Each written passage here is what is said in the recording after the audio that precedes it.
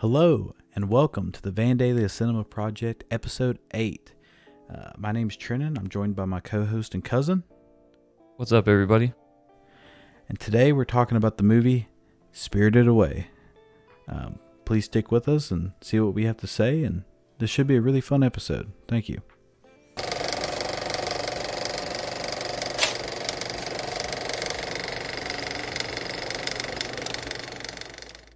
Thanks to thank you within the first 15 seconds.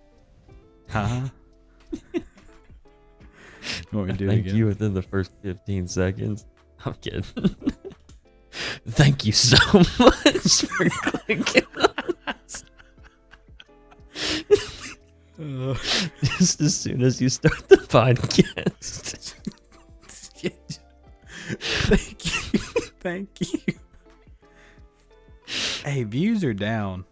If you're clicking, views are down this week. If you're clicking, thank you, dude. Leave that in. That's good. That was fun. I like this movie. I thought this is a good film. This probably should have done this for every single movie we've done so far. But spoiler warning, spoiler review. If you've not seen this movie, honestly, please go and watch it. It was actually really good.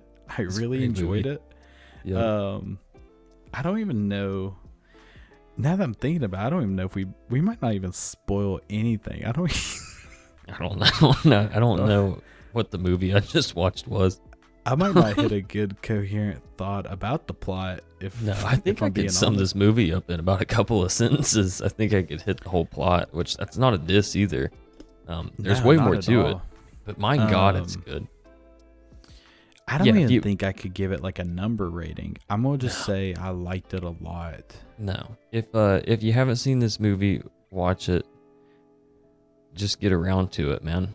Don't listen to this first. Go watch them. It's 2 hours.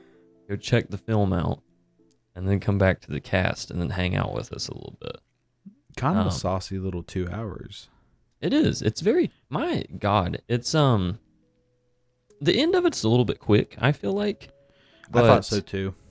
I'll go ahead and throw it. It's my one gripe of the whole movie. I didn't check the with. time though. It could have been 45 minutes and just flew by, but I don't think it was. No, I don't think it was. I'll be pretty honest with you. So you mentioned 2 hour runtime. Yeah. I think 1 hour and either 40 minutes or 50 minutes. Regardless, it was crazy. We'll just say an hour 45 to cut it right there. I remember clicking up on my remote because I was like, when are they gonna wrap this up? How is this gonna end? Okay. I guarantee. Yeah, I know exactly probably the point you're talking about, because I was like, yo. Yes. It's kind of like I'm sitting there having a great time, having a really good time, really fun time. I'm enjoying every aspect of it. And I just got to a point and I was like, damn, we just now getting into it, ain't we? I was like, that's exactly how I felt. I was like, damn, it's time we do something, ain't it? Now we're getting into it, yeah. Yeah, and but that didn't really take away anything of my enjoyment. And no, not at all. I'll hit it with. We'll just start off with the fun fact, which I think explains that. No script for this movie. No script. Straight vibes. They just storyboarded their way through it. Wow. Okay. Just storyboarded their way through it. And very similar to this podcast, the way it's going to go. Yeah, which is funny, hilarious. Yeah, we didn't take, me and Bobby, first time, no notes, bare minimum do a drop of research, yeah. No, we just watched this movie like 2 hours ago and then hopped on the pod.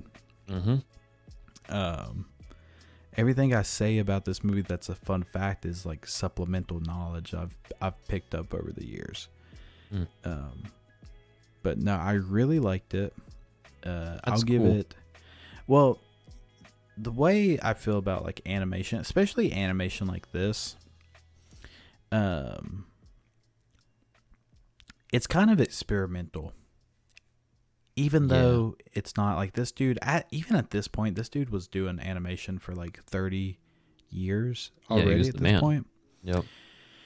But still, anytime you're doing animation, you're kind of always flexing. Yeah. You're like trying to show off something. So there's little scenes in here where it's just like, look how pretty this is. Look how pretty this scene can be animated. And how intricate these motions can be. So I think this is my favorite animation style, period. I, of course, have seen stills from this movie because it's been around since 2001, and it is one of the most culturally impactful animes that we have, period. Bet y'all never heard this on the pod before. This is apparently the greatest film of the 21st century. This is the 8th greatest film of the 21st century, episode 8. Yeah. But this movie's beautiful. I love this animation style. And I mean, it's this studio, I was doing a little bit of research that I had to do on the studio. I got down a Wikipedia rabbit hole. They had a ton of good films by this movie studio. Mm-hmm. And they're all, I haven't seen any of the other ones, but all of them are beautiful. Seemingly. Exact same as this. I've seen stills from them before. Yeah. Another thing I wanted to mention kind of early, because they've already clicked off the video, hopefully. Perfect trailer. Absolutely. Really good trailer. Perfect trailer for this movie. I think every trailer ever should be like this. If you haven't watched the trailer, watch the trailer. It is 30 seconds. Number one, check. Perfect. Awesome. Don't need a longer trailer. Of nothing but straight vibulation. It is awesome. It doesn't tell you anything. I had more questions after I watched the trailer than anything. And it is just a flex. It is just a flex. For a movie like this, I kind of just need to see some mystical shit in the trailer. Mm-hmm. Known as Studio Ghibli. I think I've seen, I don't know. This is my second or third one. I'm pretty sure I've seen Castle in the Sky. That might even be wrong. Mm-hmm. Or Howl's. There's Howl's Moving Castle, which I possibly have seen, and there's also Castle in the Sky. I think I've also seen. But this is also fun to talk about this movie because we just recently, very recently, like maybe within 6 months, AI kind of got a hold of this art style. Mm-hmm. And you're seeing this everywhere, and it was just such a heartless bastardization. And I mean, it was terrible. And I know the dude that makes this stuff, he would hate it. Right. And people were just, you know how people talk about AI art? They're like, this is the coolest thing ever. This is perfect. This is actually better than the source that it's pulling from. Right. No, never has been. Each little, like, if you just took a picture of each frame of this movie, there's just so much soul and character and time and effort. I mean, I think this is a hand-drawn movie. Oh, yeah. Crazy. Certainly. Crazy. I think it's peak hand-drawn. So if you have, like, you've seen, like, all the, I guess, media on how Disney hand-drew, like, the original of the Disney movies, like Snow White and all of that. This is peak hand-drawn animation, period. Mm-hmm. Not even like Japanese animation, period. Right, I love the color palette of this movie. The colors are gorgeous. Blue, green. Yeah. They're very vibrant. Very you vibrant. Could genuinely take any scene of this movie and take a still image of it, and it's art. It really is. Everything is composed very well. I noticed that all of the scenes have very good composition to them. Great directing. Yes, it is a wonderfully fantastic viewing. I have a hard time describing it. I really do. I'm not conveying myself very well. I saw a I say fun fact a lot, but I found this fun and enjoyable. Mm-hmm. This is on like a list of like, it's like number 8 or number 7 on movies to watch before you're 14. Now, don't know why there's that specific of a list, but I just saw that it's placed number 7 on that list. Yeah. And that's so fun, especially looking into the creator. He said he wanted to make a movie that 10-year-old girls could like relate to and find like a character in. That's, I'm a 30-year-old man, but I thought it was sick as hell. So, but I do get that, because I bet that is cool seeing. Yeah. And like it's a very fun plot, very whimsical It at is. times, very kid-like. There's a lot of kid-like moments in this, and decision making from the protagonist, and it all comes off as really charming and innocent. It does. And that's probably one of my favorite parts of the movie. Yep. I had a hard time telling, not knowing anything about this movie before I went in. I had a hard time telling if this movie was actually meant for children or not, which I think is a good thing. I think that, it is made for 10-year-old girls. I also read that, but this is a great film as an adult as well. I think there's a lot that you could get out of it. Another fun fact about the author. So he did write this for 10-year-old girls, but he also got the inspiration based off of, I believe, one of his friend's children or something like that, or maybe even perhaps like a his producer children or something. Yes, he read a series of Japanese children books as the inspiration behind it, and he wanted this character because he noticed all of those books revolved around romances and love, and everything. It sucks. He wanted this movie to have a different take on that. And he also intentionally made this character not cute.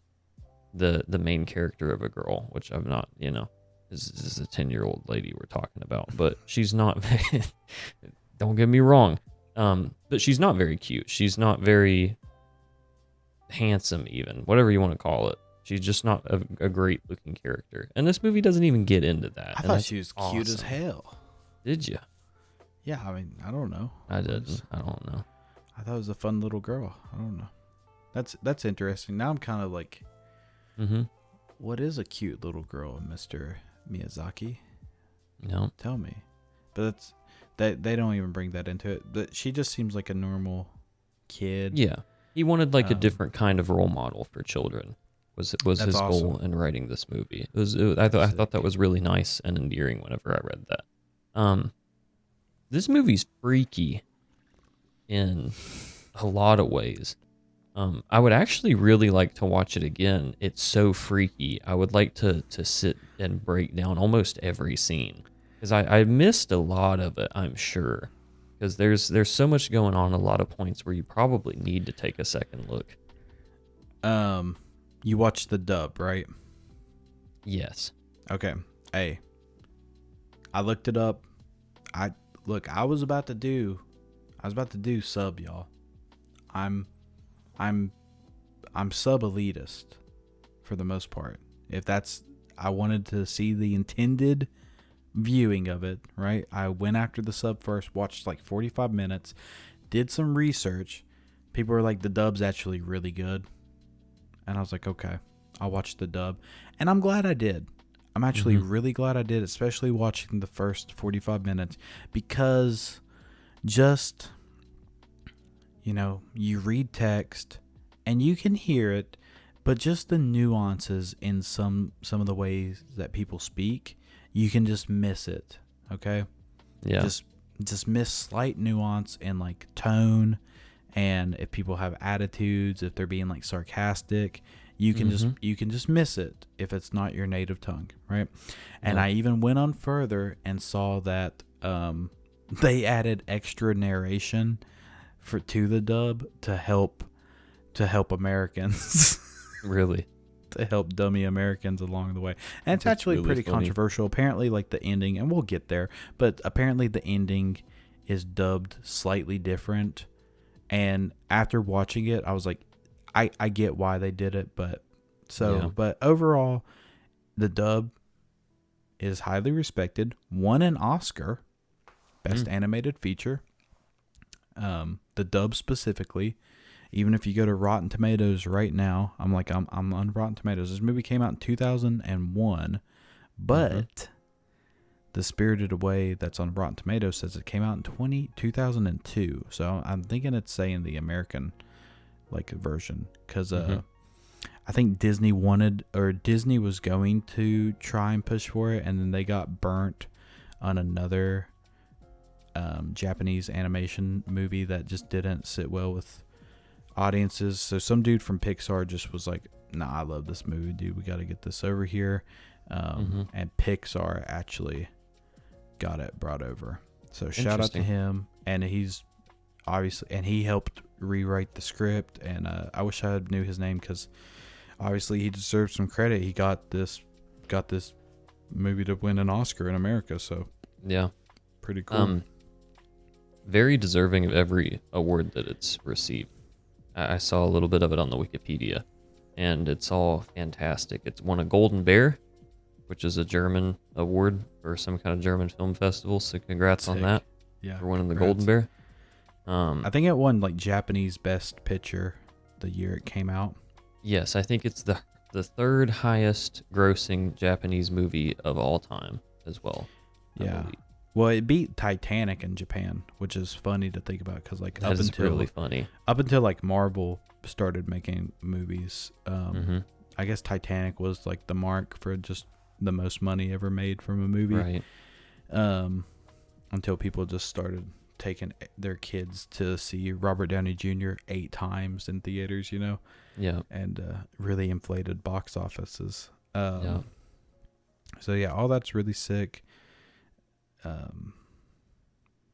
But yeah, so we ain't even got into it yet. This is your last chance. Yep. Go check this movie out. Go watch it. It's fun. Very good. Tell us what you think about it, and then come back here. Come back to right now, and we'll break it down how we feel about it in depth. Yo, let's start a discussion in the comments. Yeah, I'd like to see it done. I'd like to see y'all pop off in the comments about. Drop me a comment. Let me know what you think about this movie, what you rate it as, what you'd make better about it, your favorite character. Yeah. Something else. Least favorite. Give me your own fun fact. Yeah, dude, hit me. Teach me something. I love learning. Yeah. Tell me something crazy. Make up a lie and try to pass it off as a truth and trick my dumb ass. Yep. Because I will easily bite on some bait. Was this movie anything like you thought it would be? Honestly, yes, exactly what I thought. Really? Okay. Yeah, just because I delve into anime, and I read manga, and I've seen a couple of films by this studio. So I just expected, I just fully expected a fun, whimsical time with a lot of interesting side pieces of just, because they don't take any time to. Nothing gets explained in this movie. No, not a damn not thing. At all. Not a damn thing. It does let the vibe speak. It just lets the whole vibe movie speak, and there's a 30-tier magic system in this universe, Yep. And no clue about that, and nope. Don't need to. So it's kind of, I didn't really think, once something gets hyped up so much, it's hard not to downplay it, just even subconsciously. So you know what? The girls in middle school tell me about this movie, and I disregarded them. That's my bad. Y'all knew game. Y'all were on the wave, and I got left at shore. I got left behind. That's my bad. Never had anybody tell me about this movie. I've seen a ton of screenshots online from it over the years. I guess because it's just a fantastic film. I don't even know. It was all out of context, and I don't even think I necessarily knew the images I was looking at was from Spirited Away. Funny enough, I think in context, I've had almost the whole entire movie spoiled from me just based off of the things that I've seen. I've seen online every character in this movie before, like every main and central character before I even started watching it. Yeah. Which is funny because I am fun fact, everybody. If you're a loyal listener to the podcast, you know, I've said it before. I don't ever want to watch a Western. I don't ever want to watch a musical. And I damn sure don't ever want to watch an anime. But yeah. My goodness, I like them. Every time I watch them, they make me so happy. Oh my goodness, they're good movies. Good movies, good TV shows. So, I went into this one with kind of, I don't want to say bare minimum expectations, but that's the cool thing about, I think, not consuming really any anime is that I never have any idea what's going to happen. And all of them are insane to me. I don't understand anime tropes. I don't get, I don't get some of the wackiness that goes into them. Well, there's also just so many genres within, right? Like anime just means like anime just might as well mean like TV, Right. I mean, like it's just animation. It's like comparing, Toy Story to Treasure Planet. Not very similar in content. Yeah. But and I don't know. I'm sure this movie's more similar to like Avatar: The Last Airbender than it is a lot of like hardcore, like manga inspired animes. Maybe I don't know what I'm talking about. I don't know. Well, you saying you seen? I got this movie confused with My Neighbor Totoro or whatever. Oh yeah, it was. I thought that was just the same. Yeah, that was suggested to me at the end of this movie, and I went, "Oh yeah, I saw that. I thought that was this movie." Yeah, I thought that was this movie. Same thing. I was like, "Yeah, where's that dude at?" Gonna watch it now. I was about to say, it makes me really want to see it because I looked up a loose Rotten Tomatoes on it. It's also apparently fantastic. Yeah, I'm gonna have to hit up all of this. All this dude's one. So you know a lot about the. Obviously, you don't know a lot because we just watched this for the first time today. But did you look into the creator at all? And no, not really. So I just see him, and so I've been aware of him. It's don't know the pronunciation of his first name, but he's a Miyazaki. Yeah, Mr. Miyazaki. Two legendary Miyazakis. There's this dude. It's crazy these dudes have the same last names because they're just the giants of their respective fields. So this dude, animation guy, Studio Ghibli. The other Miyazaki invented Dark Souls. So he's hot. Yep. He's hot on the other side, Right. So this guy, I just always see hilarious pictures of him. And have you seen what he looks like? No. All right, let me describe him first. Okay. Serious 80-year-old Japanese man. Yep. Who's an artist, an auteur. So I'm looking him up. Because he also he looks exactly, awesome. Yeah, he looks exactly sick. how I picture him in my mind. Yep. And he's like, there's all kinds of little, like, really funny short clips and, like, pictures of him with text on them. Him, like, smoking a cigarette. And he'll just say some shit like, I hate the Beatles. The Beatles suck ass, And he's like, I'm just so depressed. And it's funny because he makes this beautiful, vibrant, fantasy, whimsical, like in all of his stuff. He makes and I see him get compared to Junji Ito a lot. And Junji Ito is the big horror manga guy, right?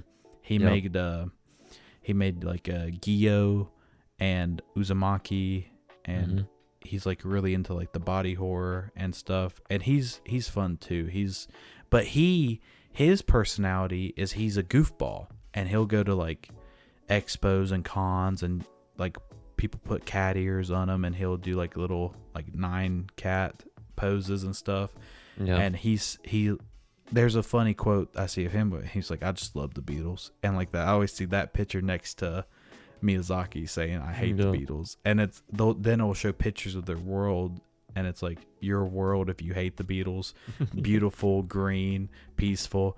Your word if you love the Beatles. And it's like people getting split in half. Yeah, hell. That's so funny. He just seems like he's the man. I didn't realize how old he was. Born in 1941.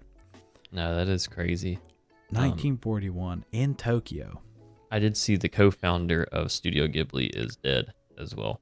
I hate to hear that. Yep. Rest in power to him. Don't know how much he had to do with it in the modern day, but I think a good bit, because I think they met in the 70s. They both worked at like from what the short, also correct me in the comments. I just did a glance just so that way I wouldn't come here completely unprepared. So I think he met this dude and met his wife at another animation place. I think Toei Animation, which is still around today, and they make like Dragon Ball and One Piece now. So they're obviously super duper successful at making money. But I think he met his wife and his homeboy and created Studio Ghibli in the late 70s, early 80s, sometime around there. And so they seem to be boys. So yeah, I hate to hear that he's dead. But it did shock me that this dude was born in 1941. I was like, damn, this dude was on the island for World War II, bro. Yep. Potentially could have been. It's crazy how close we came to bombing Tokyo, and how, how history could have been changed like that. I mean, we can get into the history cast. It's we're not many generations from the birth of the United States of America. Very crazy, but yes, I know exactly what you mean. Yeah, it's just, I mean, it's really wild. And I'll just, I introduced Bobby to anime by showing him Akira, which is fantastic movie as well. Fantastic. It's great. Perfect sci-fi, heavily inspired artistically by certain scenes are inspired by the atomic bombs dropping on Hiroshima and Nagasaki. There's and then so I like seeing how Japanese put that in their art, because it's such a crazy thing, to have happen to your country. And we got Godzilla and from it and all these crazy animes. But and then I showed Bobby Attack on Titan, which is also heavily World War II themed. That's turns even out more awesome. Yeah, turned out this dude, he just loves planes and flying. So all of his movies have like a little cool flying scene, and there's like 2 in this movie. And I was like, that's cool. That is cool. Yeah, makes sense. Just he just loves the idea of like just flying around, and I was like, that's sick. I think his most recent movie, or the most recent movie of the studio, is Boy and the Heron, right, or something. Yeah, like and that. It came out like I think 23. Yeah, I think so. I mean, real. I don't know anything about it, but me neither. There's like a weird fun fact or something. I want to. I probably do need to consume more of this fella's media to appreciate it while we have him here. I mean, he's I wish him long life, but everybody's got to pass eventually. That's what I thought, dude. The Gray Heron himself is played by Robert Pattinson. Ooh, so interesting. Funny. Is it really? Funny. Yes. That is so funny, dude.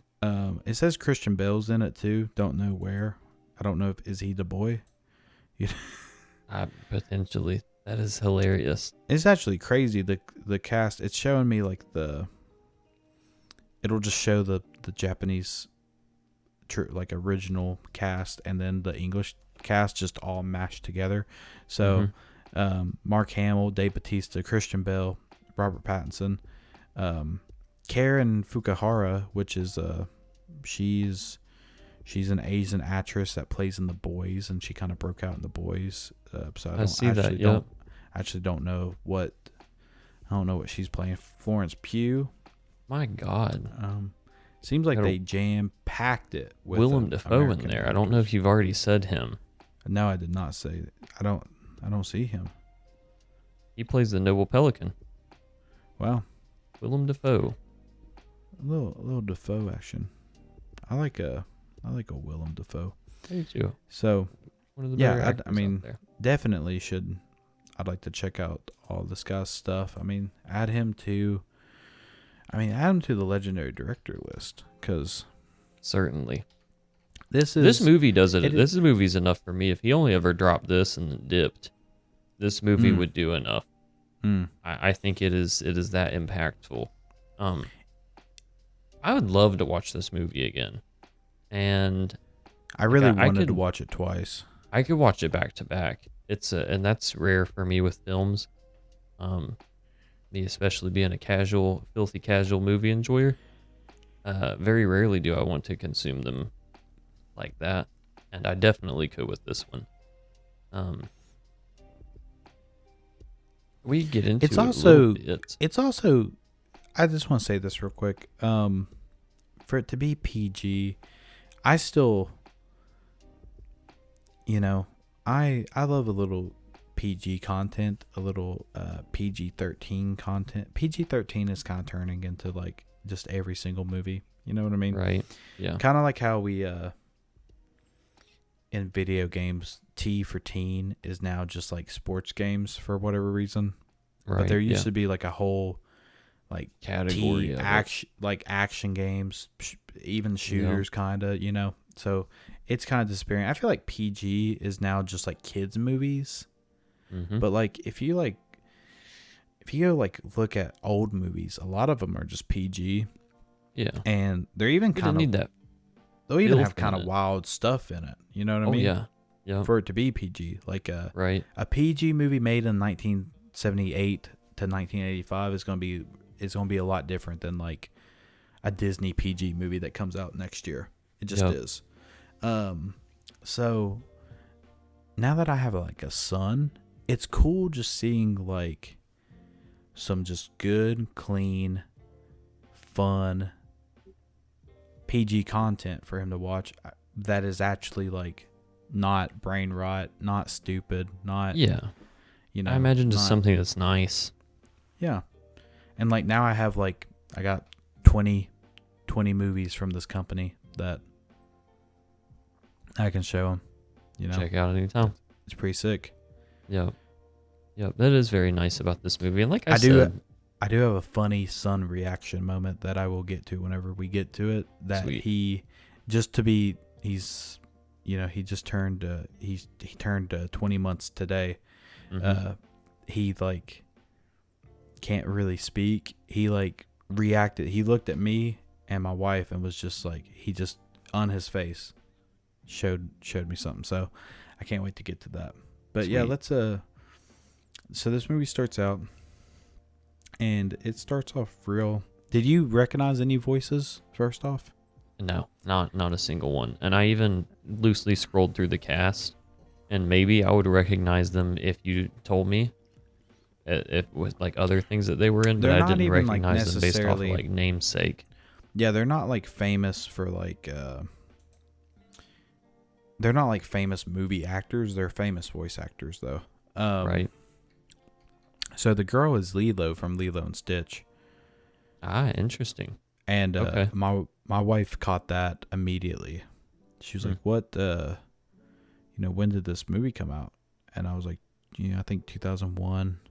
She's like, "She sounds just like Lilo," and Lilo and Stitch came out also in 2001. So I looked it up. It was for sure her. That's very cool. Very cool discography to have.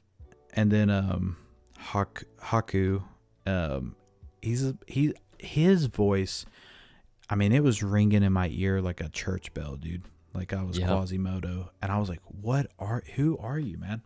And I've not found exactly where I know him from, but he is Max from a Goofy movie. He's Goofy's son. Okay. That's kind of like his biggest role. Yeah. But something I kind of recognize this tone and style of voice from more is he's in Hocus Pocus.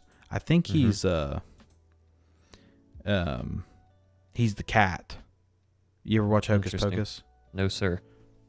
God. Okay. Did I put it on our upcoming fall list? I don't know. I think so. That'd be a good on one. there. That'd be a good one for some clean family fun, and also big with the ladies. Yep. Ladies love that movie. So he plays a cat in that movie. But also he's in the Static Shock TV show. He's Static Shock's friend. If you're any little bit familiar, but so he uses almost the exact same tone and cadence as that guy. So I did recognize his voice, and there's a couple other people like Tara Strong, who is like you've heard her because she's any iconic female character in any animation, to like Powerpuff Girls, to Harley Quinn, to Jenny iRobot, or not Jenny iRobot, but Jenny Robot, whatever. Mm-hmm. It's Tara Strong. So it's not. I really like this because I kind of don't always like whenever famous big movie star actors are also doing voice actors. I kind of like just voice actors because like a nice little separation from it. Yeah, I do like a nice little separation because like if you can act on film, and that's it's just different whenever you only have your voice to work with. Yeah, and I think voice actors just carry a little more sauce with them. I really do. Oh, they do. I firmly believe that. Yeah. And that's why I would be curious to see The Boy and the Heron now that we've heard the whole cast for it is completely star-studded with actual movie stars. I'm sure it's great. I'm sure they do good. No, they're not bad. I'm really curious to see that movie. I might end up watching it sooner than Here's later. the thing, though. So, like, if I saw that Robert Pattinson, he's a bad example because he'll do weird voices and stuff. But, like, somebody else I said. I don't even remember now. But just anybody. Was it Mark Hamill in there or something like that? Mark Hamill is great, too. So he's also excluded. He actually does a lot of voice acting. He's like the most iconic Joker. Florence Pugh. I bet she sounds like Florence Pugh. Yeah. You know what I mean? Yep. I bet if she did another role, she would sound exactly like Florence Pugh in that too. Yep. Mark Hamill, he will surprise you how. I forgot Hamill had everything on it. Yeah, I forgot about that. Yeah. What about Bale? Is he going to be English or American? So there's that dichotomy. I guess same with Florence Pugh. She's also English and American, or English and American accent. So I actually don't know how that'll fly, but you get what I'm saying. Yep, I feel you. So movie starts off real simple plot. Girl's moving to a new town. She obviously is upset about it. I thought all this was fun. Mm-hmm. It was a good little fun, quick introduction to the dynamic and the parents. Yep. And very enjoyable scene between the parents as well. Good classic dad trope immediately in the beginning of the movie. And it's sick. I love how the dad looks. Yes. I think he just cracks me up, just big dude. Yes, I love the classic dad. They get to a road that is just so obviously not the road they're supposed to be on. He's like, I'm gonna get on this road. Drive on this bad boy. Yep. And this movie is so intertwined with Japanese folklore that we missed it. Mm-hmm. We missed it. Yep. It ain't for us. It ain't a part of our culture. I'm just straight vibing with it. And so we passed the little spirit guardians a house. It's foreshadowing, right? This road is obviously traveled by spirits, as we're seen to believe. And then we're walking through this tunnel. What a good bit of tension here. Yeah. I was going to say it earlier. I think I may have mentioned this. I was scared through a lot of this movie. This movie's got some suspense to it. And it does. Again, I'll reiterate, I don't think this is like, you'd have a hard time being pressed to think this is just a kid's movie. I think so. Barely is. It completely barely is a children's movie. Yeah. Awesome, the tunnel scene. Every scene leading up to this too is beautiful. I think this movie does a really, really good job at laying out the animation at first, especially in the car scene whenever they're doing like the drive-by. of things, like the way it points out the school. Like you can see that it just has that classic like anime like school. I don't know, just the way it's done. I get it, yeah. It's awesome. Completely get it. I love seeing Japanese roads. This is like, I just like seeing, this is super autistic of me, but I just like seeing different countries' roads. Like they like cut up a hill and they only have like a single line and the street lights look weird. I just like seeing shit like that just because it's so different than what I know. And I thought it all looked cool. I like seeing the house. I liked it. Just they make Japan look just so beautiful and interesting. Yeah. So we do get through the tunnel. I kind of want to ask you. This is like because this movie doesn't explain anything. Right. Is this a tunnel? Is this just a tunnel to the spirit world, or, is this a? I don't even know. Is this just like they went at the perfect time, or? I don't even know how to explain it because, like he said, this isn't old. It's fake. Yeah. Right? It's made out of plaster. And that kind of, because at first I was just like, this is just a spirit world tunnel.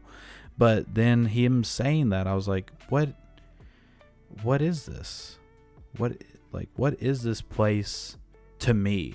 Like to humans, Yeah, I don't know. That's a great question. Because I have no idea. They get to the other side. Even before they go outside, there's like a sitting area. And it kind of looks like a weird station of some point, even though we know it's not. But there's like a sitting area and a water fountain and stuff like that. And even when they break into like the landscape, and it's like very beautiful and it's run down. And I love the dad's explanation that this is a theme park that never got opened up because it was made in the 90s before the economy crashed. Yeah. And at that point, I was like, sure. Yeah, possibly. Seems right. And even that could just be it. And the fact that it never got opened, it got inhabited by the spirit world. Who knows? That's what I was wondering. Yeah, I have no idea. Who knows? But I don't think it's quite like a portal situation. And this is, I haven't even fully fleshed out these thoughts. I don't think it's quite like a portal situation. Yeah. I will maybe take it as face value that it is like an amusement park, like an old dilapidated amusement park almost, and maybe it's just the spirits have inherited it. Possibly. And then once it gets dark, that I guess it just does transform then. Just flips over. Yep. Yeah, maybe that is the case. And that's about all you need to know. I like that. Yeah. It's just like, hey, it's nighttime now. You're now in the spirit world.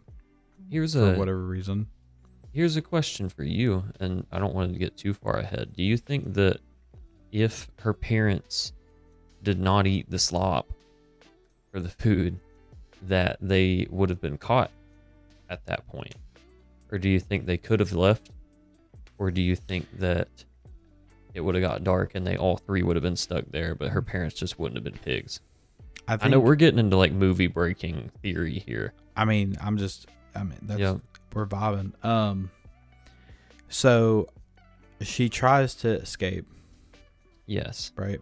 And it's turned into water. Yeah.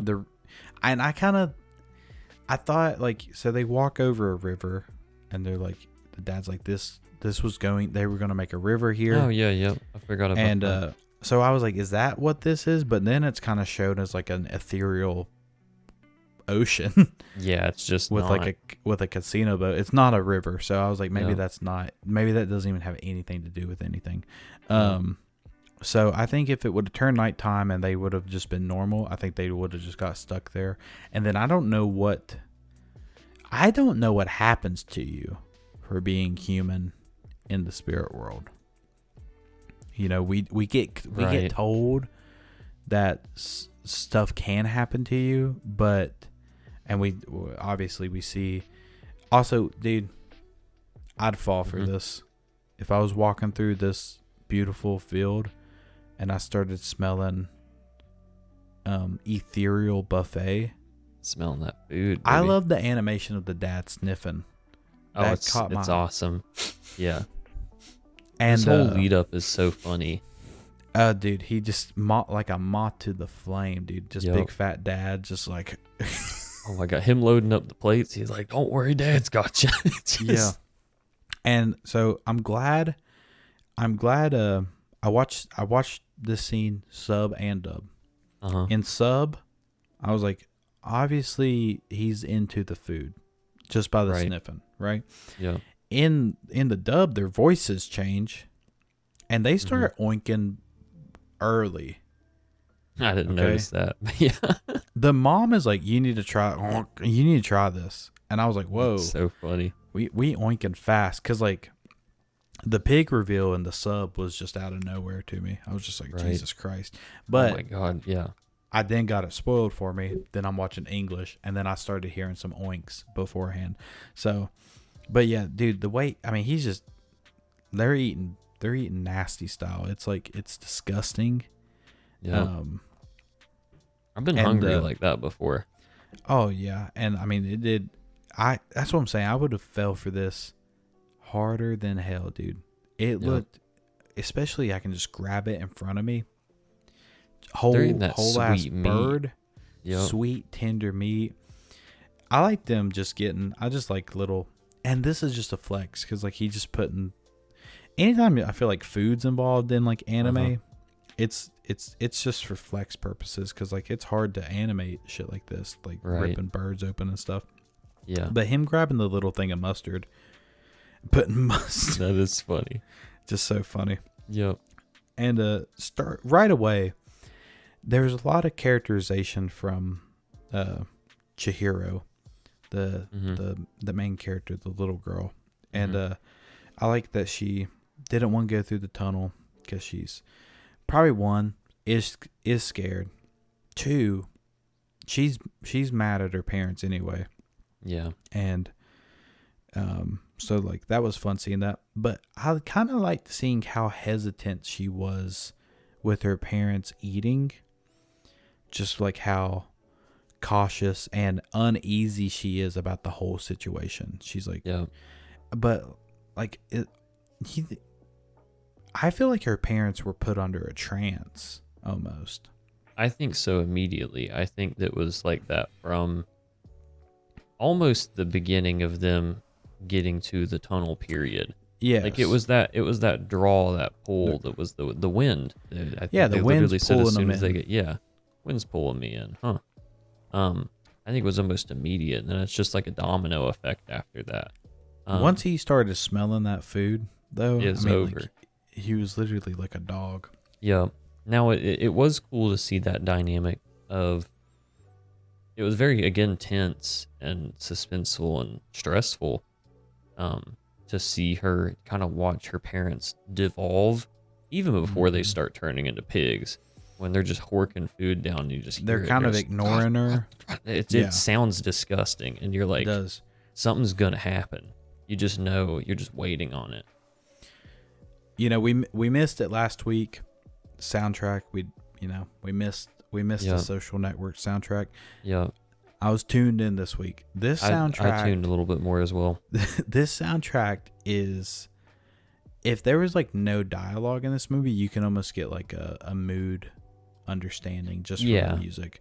Like they'll switch instantly from like be happy, be scared, be happy, be tense. Like, it's like constant. And like, so they're just eating, and like, I'm like, yeah, they're eating a little bit weird, but the music is like, be scared of how they're eating. Yeah. I was going to actually say that earlier. I'm glad you brought that up. I forgot about it. I think this movie speaks so strongly for itself that you really probably could just put your TV on mute whenever you're watching it. And of course, that's not the best way to do it, but you will pick up a vibe. It's awesome. Even without any dialogue. Whole scene's cool, and then her running into what's his name? Haiku. That's right. Or not Haiku, Haku. Yeah, we get introduced to pretty much the second main character of the movie, I'd say. Yeah. A lot of characters in the movie, a lot of fun, there's a lot going on. And so we just get thrown, like she is thrown into the spirit world. So are we. We don't know nothing. Mm-hmm. And he's just like, yo, what are you doing here? What the hell? You got to get out of here. And he's like, don't worry, I'll distract him. Hits a damn, fireball flower jutsu. And I was like, What's happening? What is he doing? She runs away. Pig reveal. Pig reveal is scary. Pig reveal. Oh my God, it's awesome. It is awesome. It's very shocking. And I like that she's a little girl and she doesn't understand. Yeah. She's like, why are pigs where my parents were? Why are pigs in my parents' clothes? And just can't find her parents, looking for her parents, tries to run back home, can't, starts disappearing. Once again, we don't know what's going on. We don't know anything. Yep. Haku comes, saves her again. And there's a lot to do with like eating food in this in this whole movie. It's a kind of its own little theme, I guess. It's its own little theme. I saw that this movie is like not only is it a little environmental awareness, there's also a lot of overconsumption and consumption going on here. So I could definitely see that. And because the little girl kind of refuses to eat every time she gets the chance. She never really is eager to eat. So No. I don't know what that means. There might be something to that. But so she eats a little bit and she becomes physical again. Yeah. Thought that was interesting. Haku's helping her out. And once again, just never not explained. He's like, you gotta walk over this bridge with holding a breath or the spell will break. And I'm just like, bro, what spell? What are we doing? Like, what is going on? Assume she's invisible. Yep. I was like, is she is she invisible? I didn't know. Yep. The side dialogue of all of the side characters here is so lively as well. I think this movie does a really excellent job at that. Whenever they're going over the bridge and I don't even remember what they're saying, but there's 3 different side characters, just like background characters talking. Yeah. And all 3 of them are saying their own little lines, and it's awesome. It's just lively. It sounds like it sounds like conversations you'd hear like on a busy street, because they're like, "Oh, welcome back. I ain't seen you in a long time. Yeah. How you doing?" And it's funny because these people get off the casino boat and they're like pieces of paper, and then whenever they start getting closer to the thing, they get like a physical form. Freaks. Whatever. Yeah, a lot of freaks. Also, a lot of like sometimes just cute stuff. Like there's just the ducks with the leaves on their heads. There's a whole gang of ducks. Yeah. But a lot of ugly, disgusting freaks as well. And I've seen you've had to have seen the ducks before you've seen this movie, right? Oh yeah. I feel like the ducks had no idea. No clue it had anything to do with this. Just thought it was a stylized animated duck. Because I mentioned it earlier, I've also seen the pig parents before. I've seen a still image of that. I've seen Haku as a dragon. Yep. I've seen No Face Man, or the monster No Face. Yes. Everywhere. To the point I thought where he was going to be the main character of the movie. I was infinitely confused about his characterization because of how much I've seen him and how much and how many Tumblr posts I've seen talking about him. I thought he was like, at one point I was like, is he the goodest good guy? Is he the bad guy? Like I did no clue.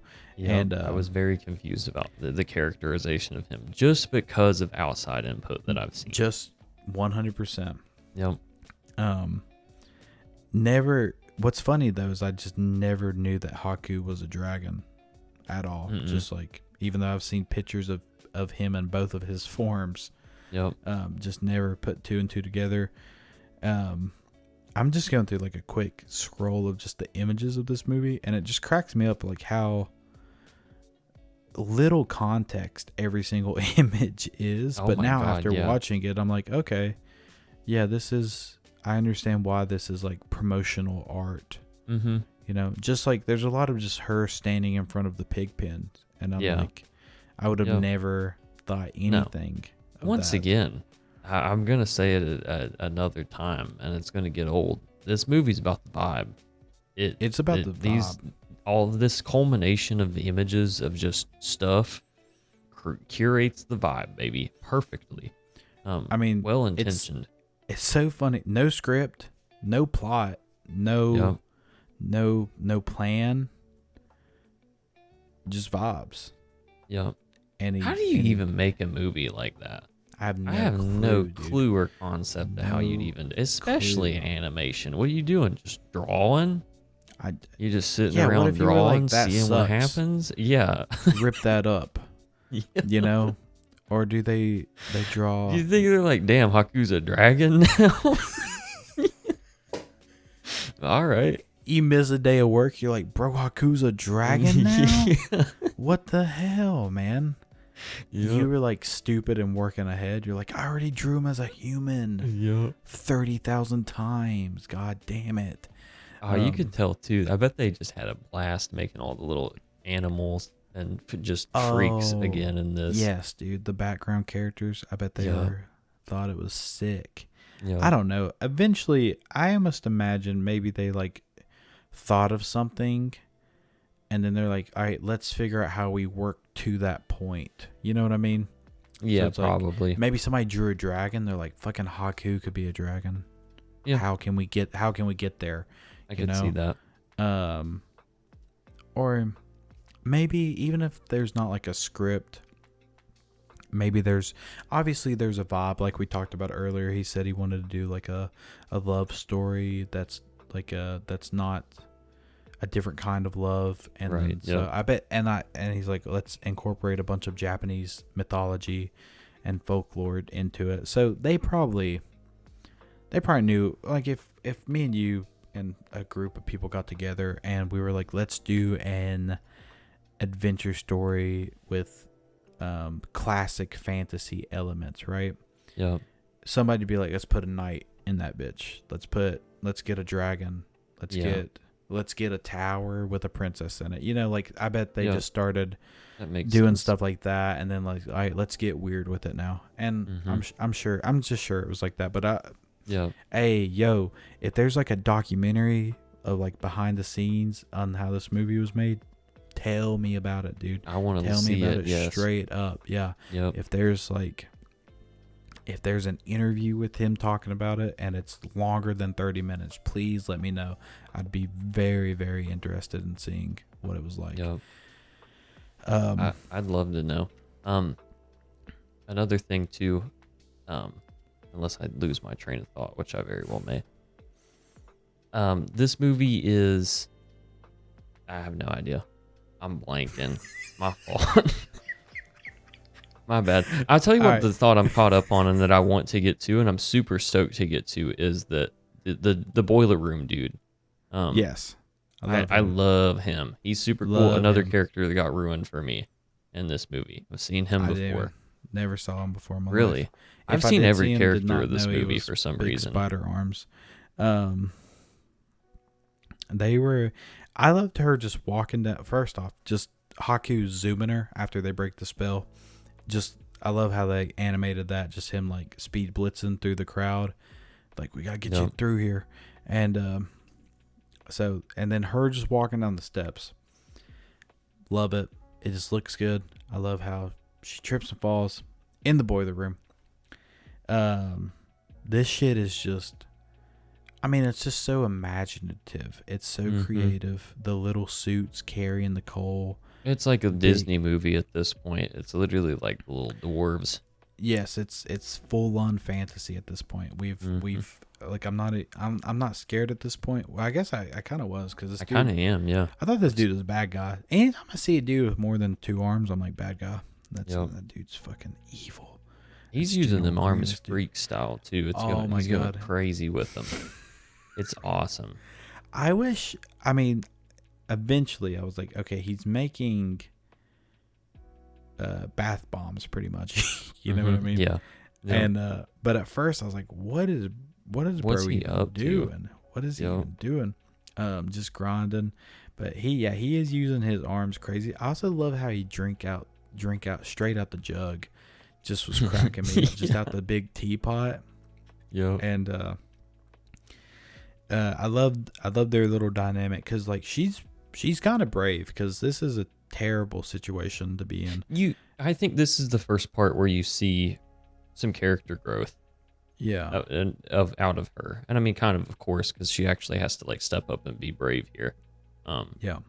But I mean, of course, this movie is about the girl, and you do see a lot of growth in her throughout. And I think this is a big, like, pivotal moment because she goes from, like, sad kid in the beginning to like just scared, you know, of what's going on with her parents, and then this is like this is that first initial step.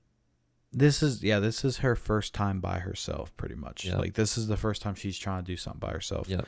And I was gonna say, I love the way that he explained the directions to her. I thought that was a super cool. Like he just like touched her forehead, and you could see. So sick. Yes. Oh my god, it was awesome. Yes, dude. The 30-tier magic system of Spirited Away. So cool. Yep. It's awesome. Because like. I didn't even get that at first because I was like, why is she envisioning it? Mm-hmm. And I was like, oh, he's giving it to her. That's really cool. Yeah. I just love the magic in this world, dude. Like the little suit balls. He's like, I casted a spell on them. They carry the coal for me.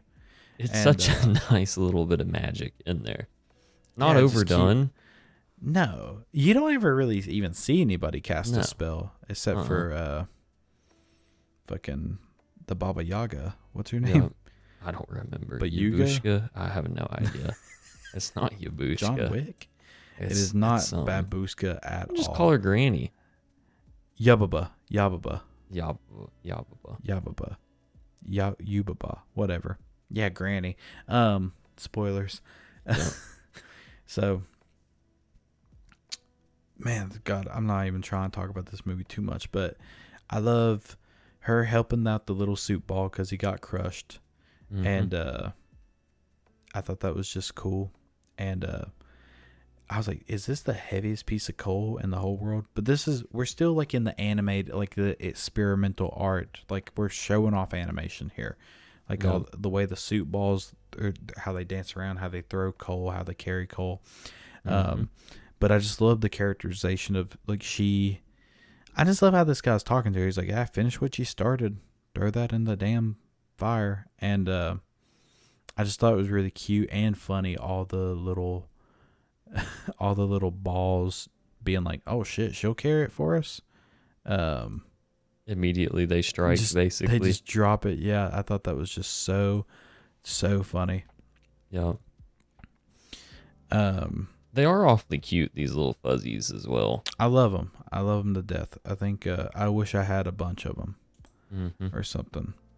I like it around this time too. The very sweet by I'm just going to call him the foreman. I know that's not his name, but very sweet by the foreman here. To Boilerman. Who? Yeah, Boilerman. The Boilerman. Yes, sir. See. Yeah. To call her his granddaughter. Yeah, that was he was just like, help her out, you know. Yep. This is I'll give you a newt, and apparently this newt is highly valuable, very sought after fried newt. And I like how they are showing, they're kind of talking down to her because she is a kid, because like the girl the girl that comes and gets her, she's like, how about a thank you? How about a yes, ma'am?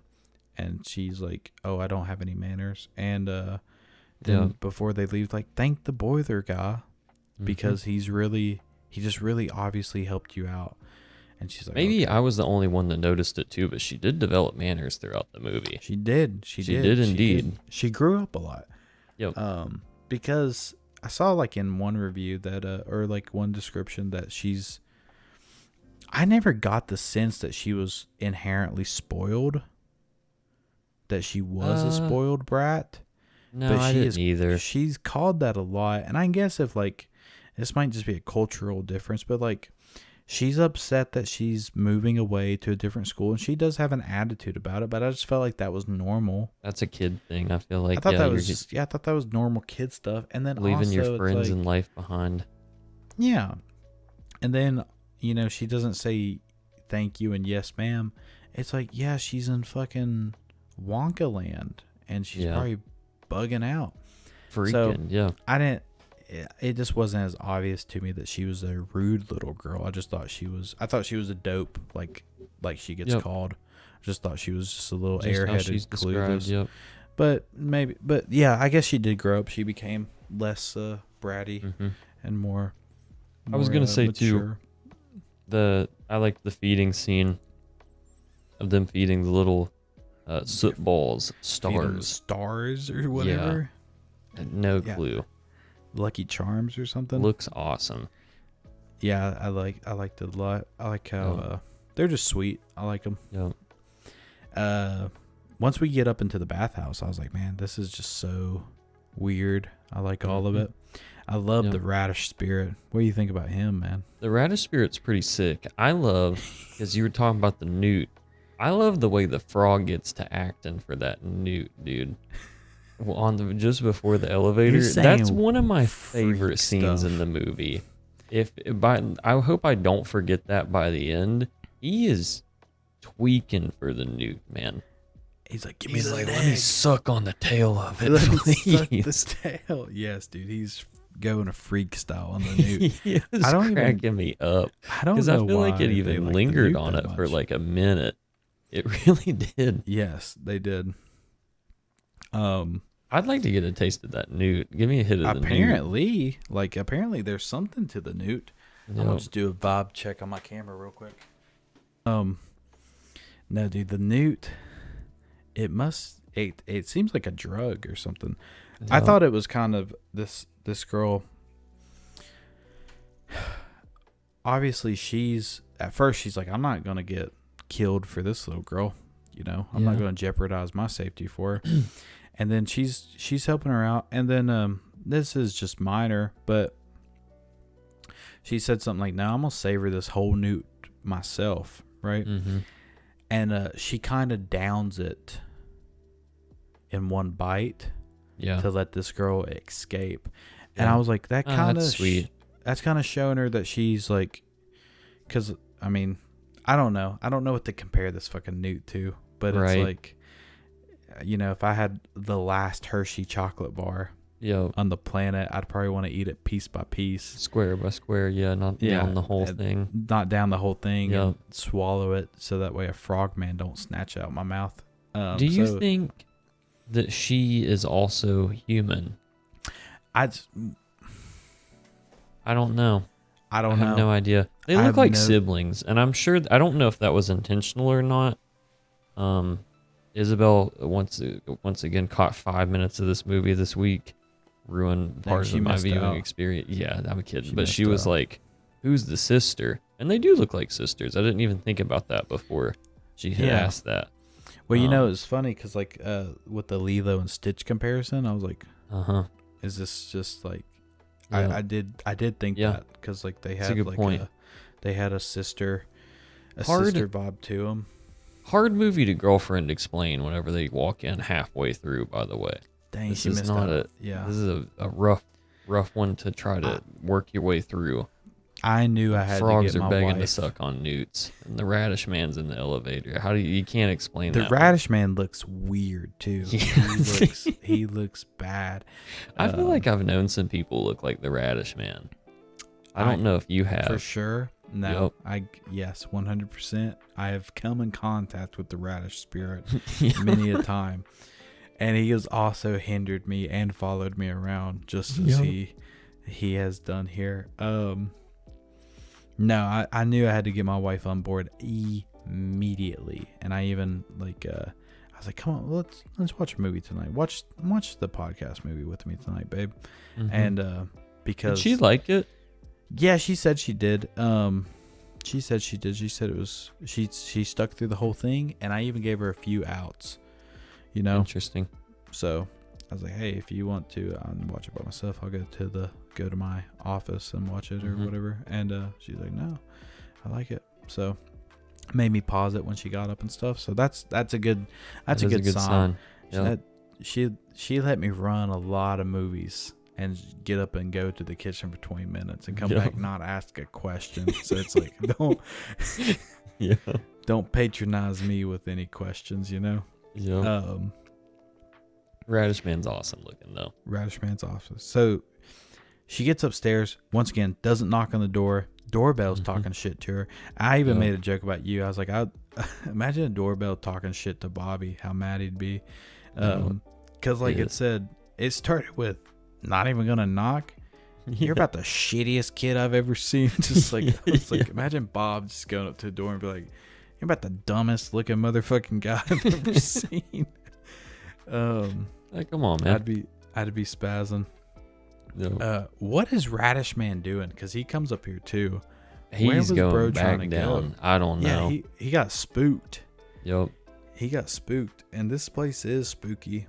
It is. And then you get introduced to Granny Yabuba, Yababa. I love how this scene looks. I love the animation of her getting pulled telekinetically. Yeah. I think it looks sick. Her like slightly hovering, getting pulled, just looks good. This witch is one of the most grotesque. Just, this is like over design in a good way. Like I always see people they talk shit about like MCU like superhero costumes, like they're over designed, right? Yeah. This bitch, I mean, like she got 10 million wrinkles, 10,000 pieces of jewelry, crazy hair, crazy eyes, weird facial features, turns into a bird, weird ugly nose, like this. Strange, yep. There ain't a part of her that is not uncanny. Ain't she even smoking a cigarette in this movie? Am I thinking correctly? Yes, dude. Oh, yeah. Smoking a cig and then blew out the smoke like a freight train. Oh, yeah. Yep. Just like super duper weird, but also it's funny how classically a witch, like if you just showed me a picture of this drawing, you know, I almost said woman, like she was real, but if you just showed me a picture of this character and like said describe her, I would say witch immediately. I think I do agree, but I also think on the flip side, I like that she's not classically witchy in the same way too. Like she has like grotesque witch-like features, but I often like she's just Yeba or whatever her name is in this. Like I don't ever think of her as like the evil witch or whatever. Even like whenever you go on to see her sister later, which that's a whole different kind of thing. I don't ever think of like, ooh, the two bad witches. I don't know. I do agree. I'll just say it now because this is so funny. So her sister was supposed to have a completely different character design. They were not supposed to be twins, right? And someone was like, dude, it is too fucking late in this movie for me to make a new character.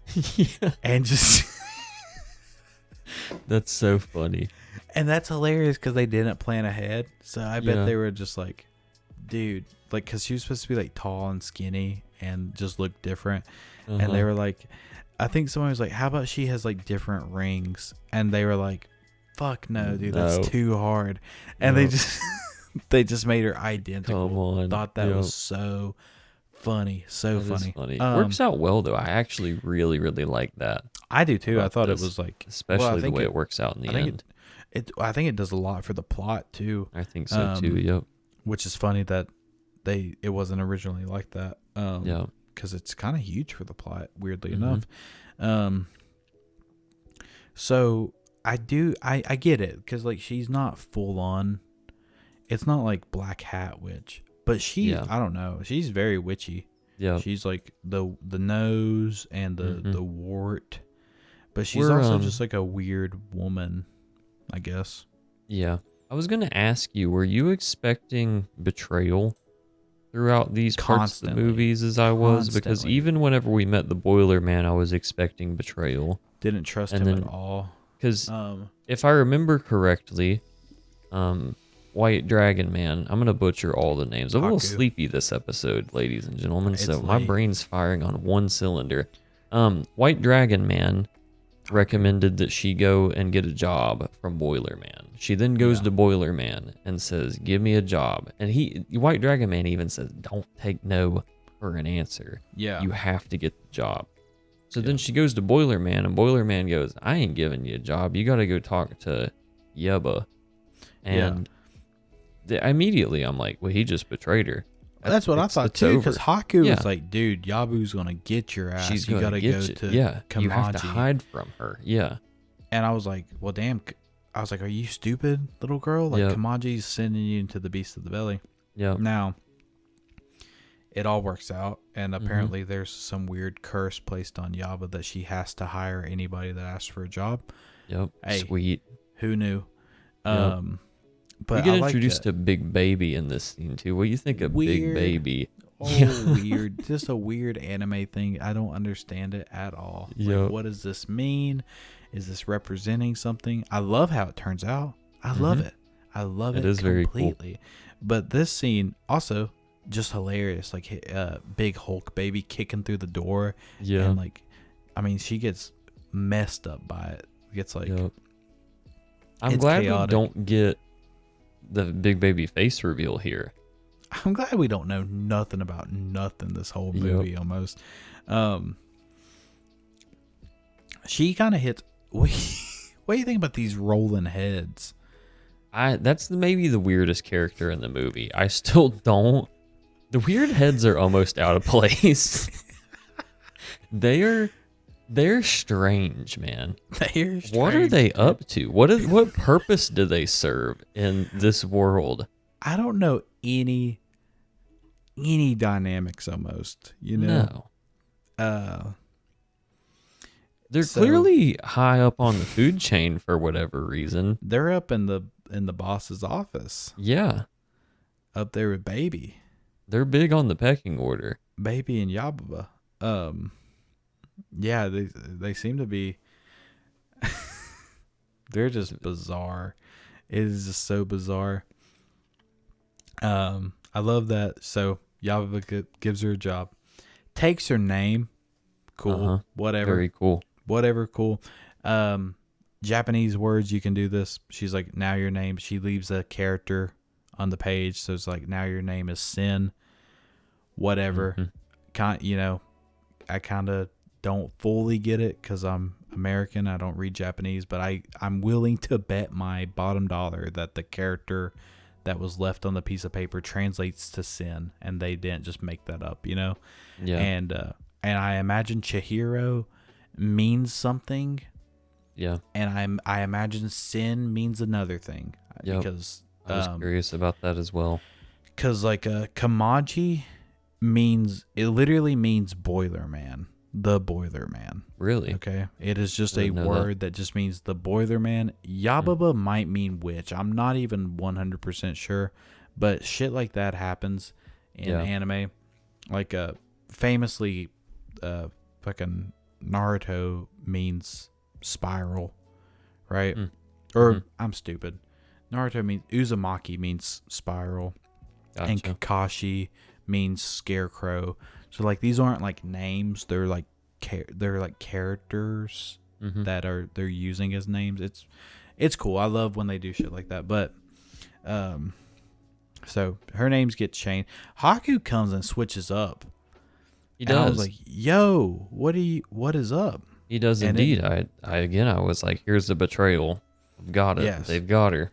And I was like, maybe he's like, "Yo, keep it low key." Yeah. Keep it low key that I'm helping you. But I was like, he hit her with the rude, and it hurt her feelings, and it hurt my feelings for her. My feelings, yeah. He said, "Don't talk to me, and if you do, it's Master Haku." And I was like, wow. He didn't even say if you do. He just said, "Don't talk to me. I'm Master Haku." And I was like, all right, dude, whatever. Damn. So she gets a job with Lynn, the girl we got introduced to earlier, and she switched up the opposite way because I was like, I didn't think Lynn liked her at all. But once they get away from everybody, she's like, sick. Immediately glad. was cool with it. Yep. Yeah, I was like, oh, this is good. I Yep. like this.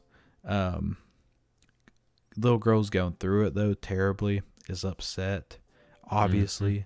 she's Nobody been likes through. her because she's human there. Everybody hates her, and Yep. that's what I don't get. Because like, I thought all these girls that worked here are humans because they don't have. There's a lot of people with like things in their heads. Yeah, that's And what I I was don't like, know what they are. I don't know if they're. don't know what that means. I have no idea. And even then, White Dragon Man did say that her smell would go away within 3 the first days. few days of her eating their food. Yeah. Actually, so What does that mean? I don't. Yeah. What does that mean? What does she smell like? Yep. Is she the only Disgusting, human? apparently. I don't know. Because Lynn kind of seems human. Because later she's like, I can't wait to get out of here. Yeah. Where can you go in this Yep. world? You know what? Where does the train run? All She this. certainly seems human. I don't know. No clue. Yeah, I mean, Mm-hmm. well, it's just so. A lot of people seem human whenever the spirits are literally grotesque, weird beings like Mr. Right. Yeah. A giant radish, you know? Yep. You got the radish, the duck, the frog, and the stink man. Yeah. Yeah. Yababa seems a little bit more human than those dudes, Mm-hmm. you know? Yeah. Yeah, but there's shape shifting at play here, so who knows? There's a fun little moment. There's a line delivery that I really loved, and I'm glad that it was in dub because I feel like shit like this gets missed in dub a lot. There's a lot of dubs out there that are just monotoned garbage. I bet there's a lot that are reading awful. off the Yeah. page, phoning it off. It's whenever she like pulls out a shirt and she whispers, she goes, "Way too big." I just thought it was cool. I thought it was cute. I liked it a lot. While she's but- sobbing there as well. Yeah, she's sobbing, and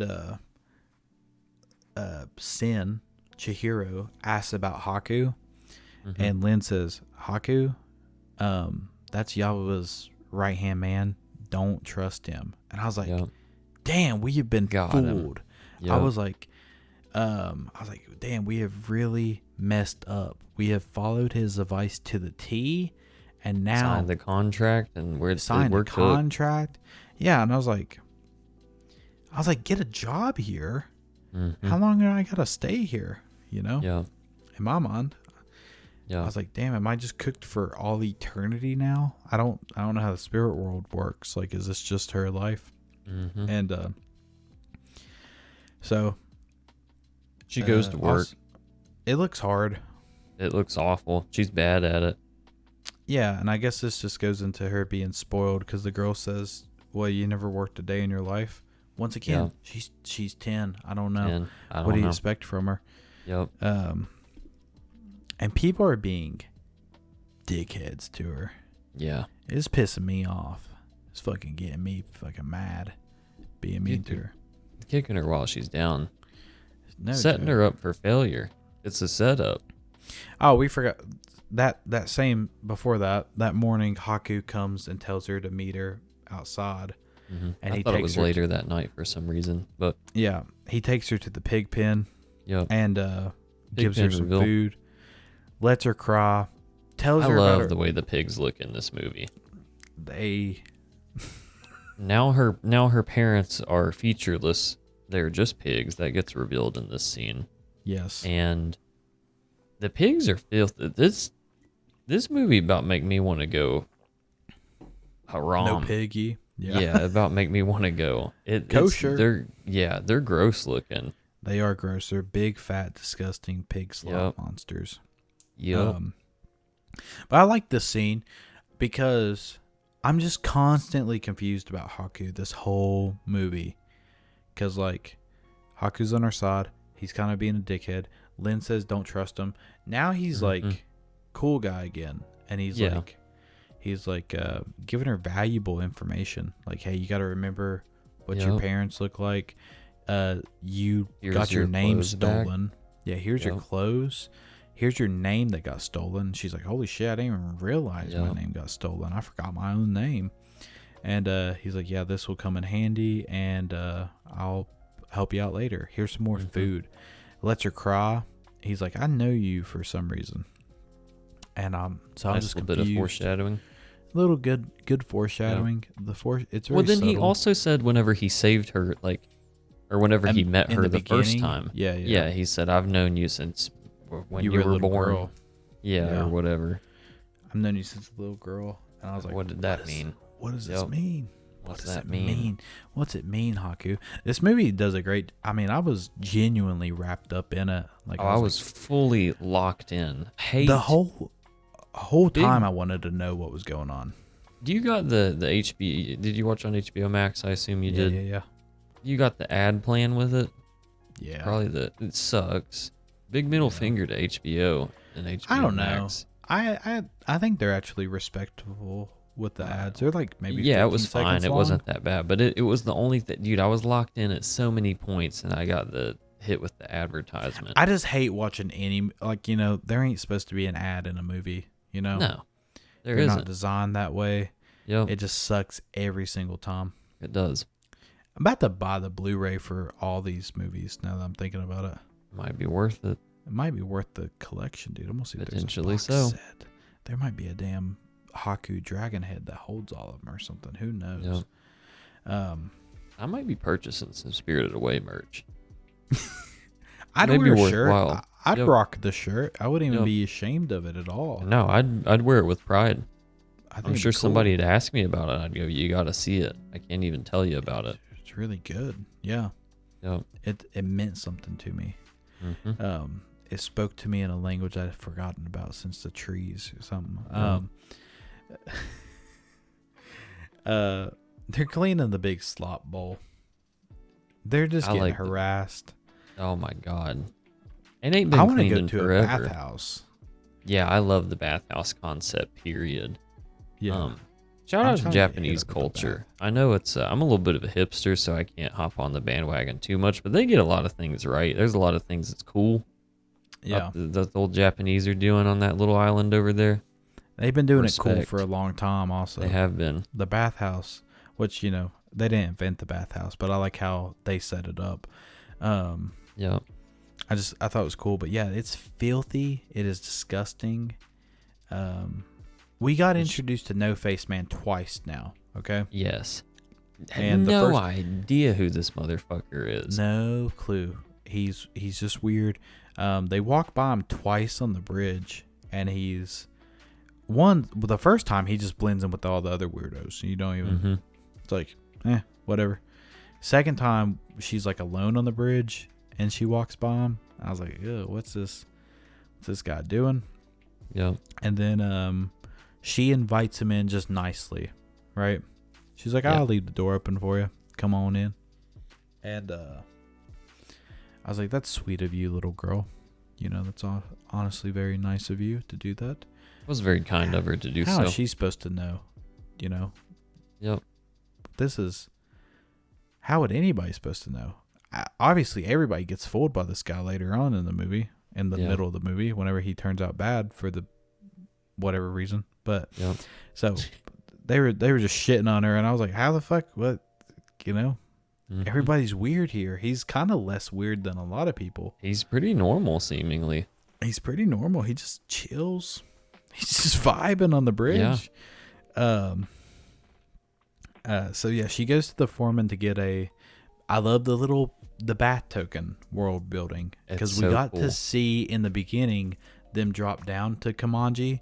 Yep. And I was like, what are is those? that? Yeah. I thought they were like levers that he pulled to like give water. I didn't realize that it was like basically an instruction packet, Right. It's basically a currency for the bathhouse, for the bath water. So the foreman's being a dickhead and won't give her anything. No Face guy steals her one, gives her like the best one ever. Yep. And I thought that was cool. And then goes and gives her a whole bunch. Steals it way more for her. Once this animation is just so cool. Her hopping on the bowl, putting the water in, seeing the arm come and get the tag. This is all just flex. This is just flexing the art, baby. And it looks good. That's awesome. Love every second of it. Then somebody senses, or Yababa senses a disturbance in the force. Mm-hmm. And I might be confused because I thought she was sensing No Face Man. That's the vibe that I got. But then it's kind of like, no, Stink I'm sensing Stink Guy. Yeah. Yep. The Stink Spirit. So I was like, I don't know which. I don't know. She might have got her sensations crossed.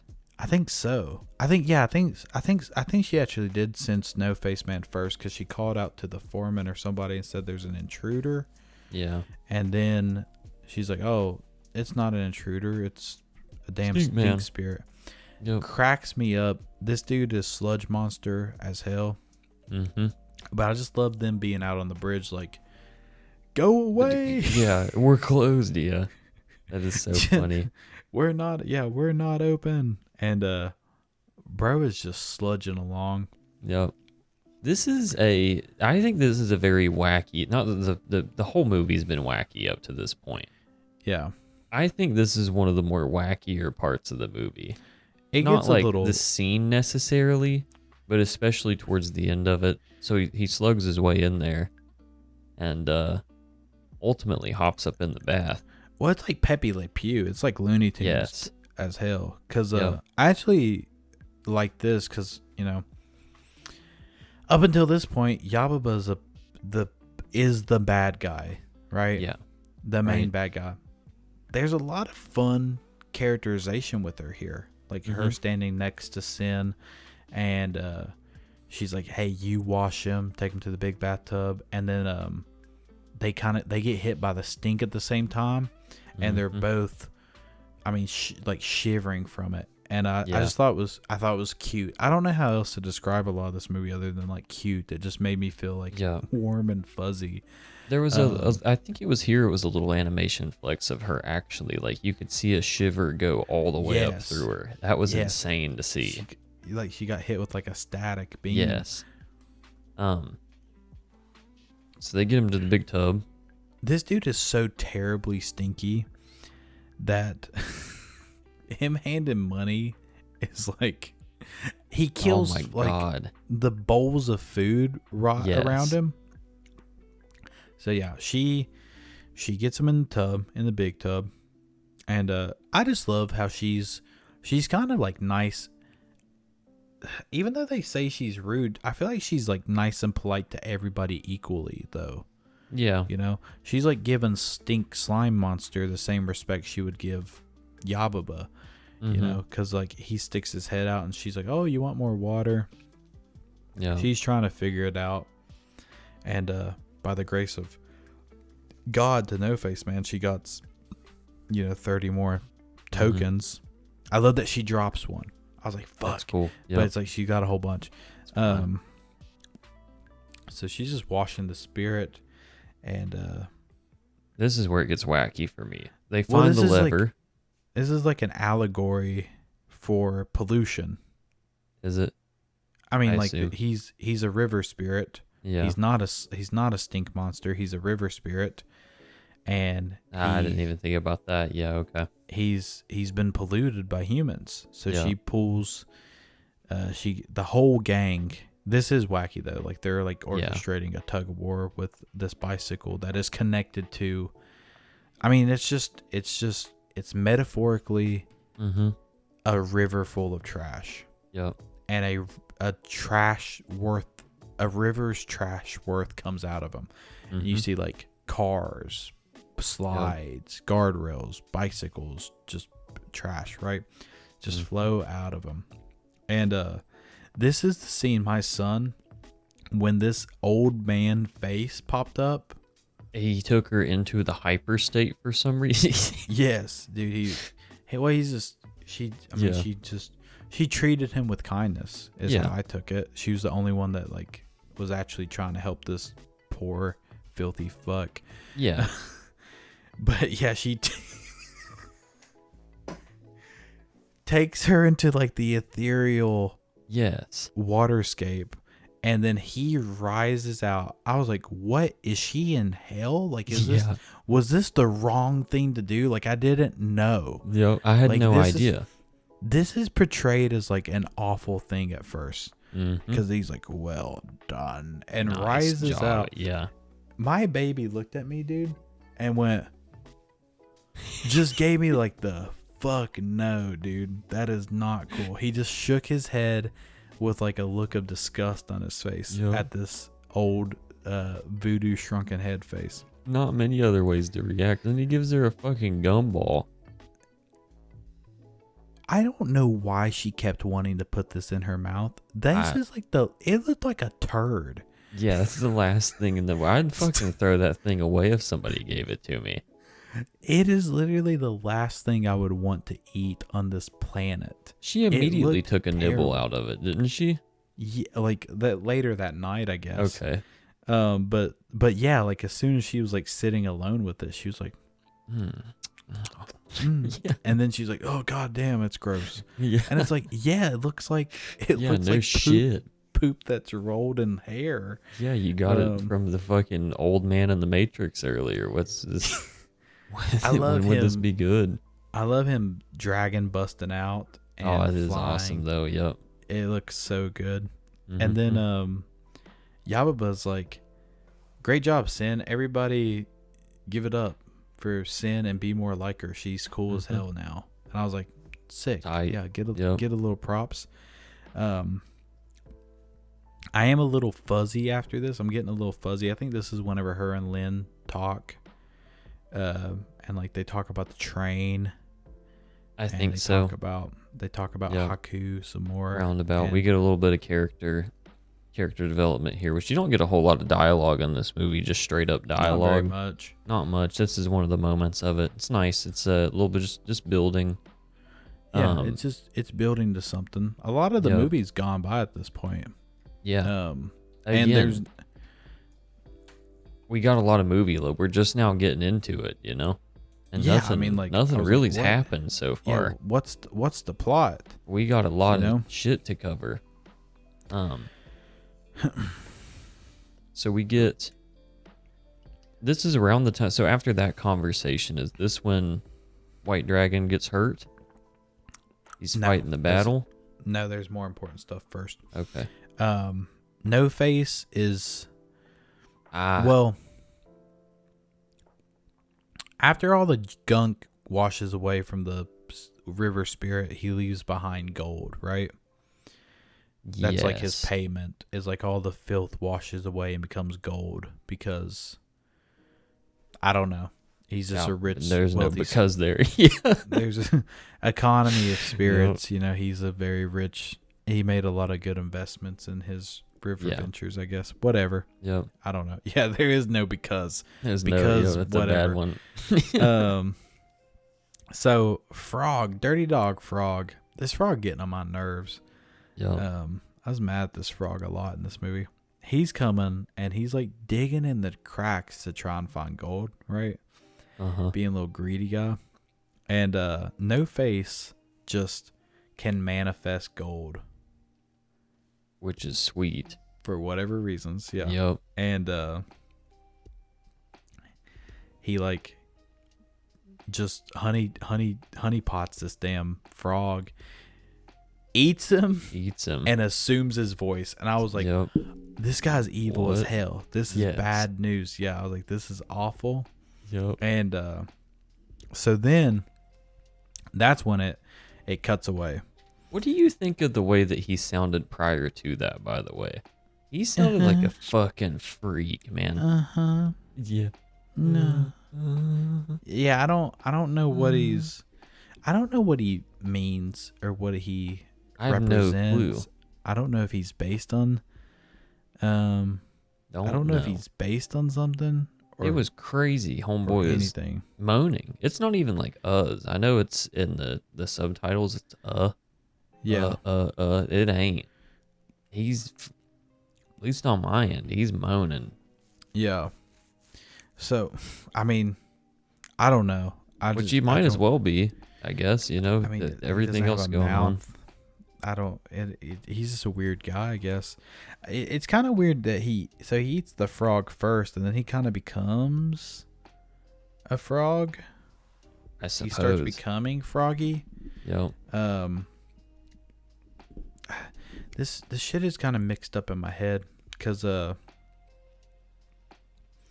it's just weird because I think Sin wakes up and everybody's gone. Yes. And she's like, "Where is everybody?" And she They're goes all down, appeasing the No Face. Yeah, No Face is gorging. Yes. Eating crazy style, just eating insane amounts. It's And so he's funny. huge. They're bringing him everything they can before Yababa breaks up. Yes. Yeah, because she's greedy too. Yep. Yeah, because like anytime it ever cuts to her, she's like hoarding treasure and stuff. So whatever, I don't know what you do with treasure in this world. I don't know what you pay for, but they're all trying to. And the previous scene, she stole all the gold from everybody. So whatever. Yep. So this guy's just giving away gold, and Sin's like, I'm a kid. I don't really care. And she triggers goes, him. Well, I think see,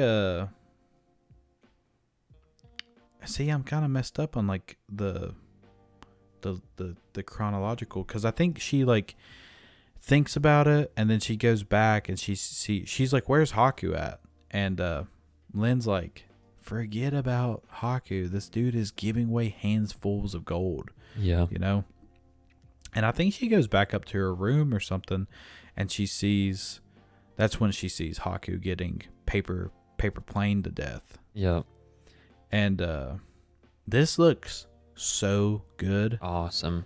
It's so cool. Had no idea what was going on. I thought it was very beautiful at first. I was oh, he's getting a power up or something. I thought this was similar to what he did in the beginning. He kind of spit out white petals in the beginning.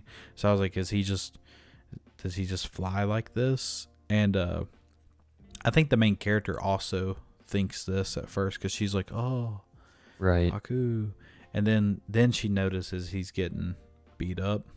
And her being like, "Haku, come here," and him crashing in looks crazy. This is like brutal right here. Yes, almost. This action is insane. I was like, why is this paper messing him up this much? And because like Sin gets covered in it, and she's like, fine. She just rips it all off. Yeah. And I was like, this was absolutely demolishing this dragon, dude. And so she helps him out. He spazzes and like, I don't want help. He's like kind of like a wild animal. He goes upstairs. That's when she leaves and comes across No Face guy again, and they're like parading. They're parading him through the place. Yeah. And they're making like songs up on the spot, like now's the time to beg for dimes, and like give this guy like massages and shit. And she just comes out and is accidentally in the way, and No Face guy just loves her. People start talking shit to her again. He just eats them. And but so he's trying to give her a bunch of gold, and she's like, I don't care about that. Haku is dead right now, and that's all I care about.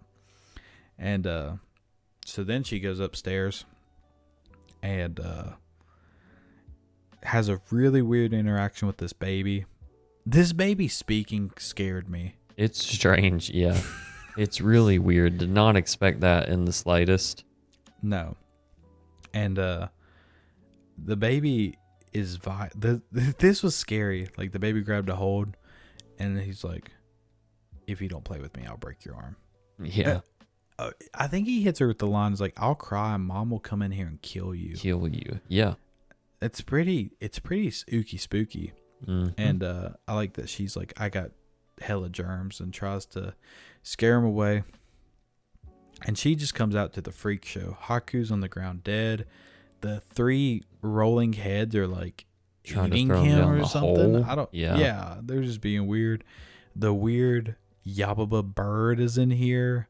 Yep. And then the baby comes too. And I don't know what makes Zeniba appear. Something specific happens to make her appear. I don't remember either. Well, I think she's the remaining shit. paper plane. She is. She's stuck on her back, And but she reveals herself at a specific moment. She's like, all right, that's enough. I'm here. And it's funny that the baby's like, Mama. Yeah. And she's like, just knowing that this is not what she's supposed to look like and how relevant this is funny. So she's reveal though, in a way. Because at first I'm like, is it Mama? Is this a clone? Did somebody like take the form of her? Have no idea here. I was very confused. Yep. I was like, because it's kind of this whole morning of the spa, Yababa's like MIA, and they're kind of it's kind of chaotic because of it. Yeah. I was like, so was she trying to kill Haku, or is she like spying on him or something? I didn't know. And then it's revealed that she's her twin, and she just fucks with the whole everything. She just turns everybody into different shit. Yep. Just because. I like the little tiny bird and the rat baby. It's so cute. Yep. And then the three heads getting turned into big baby cracks me up. They make the stack of them. So funny. Yeah. She just really messed with the whole structure of everything.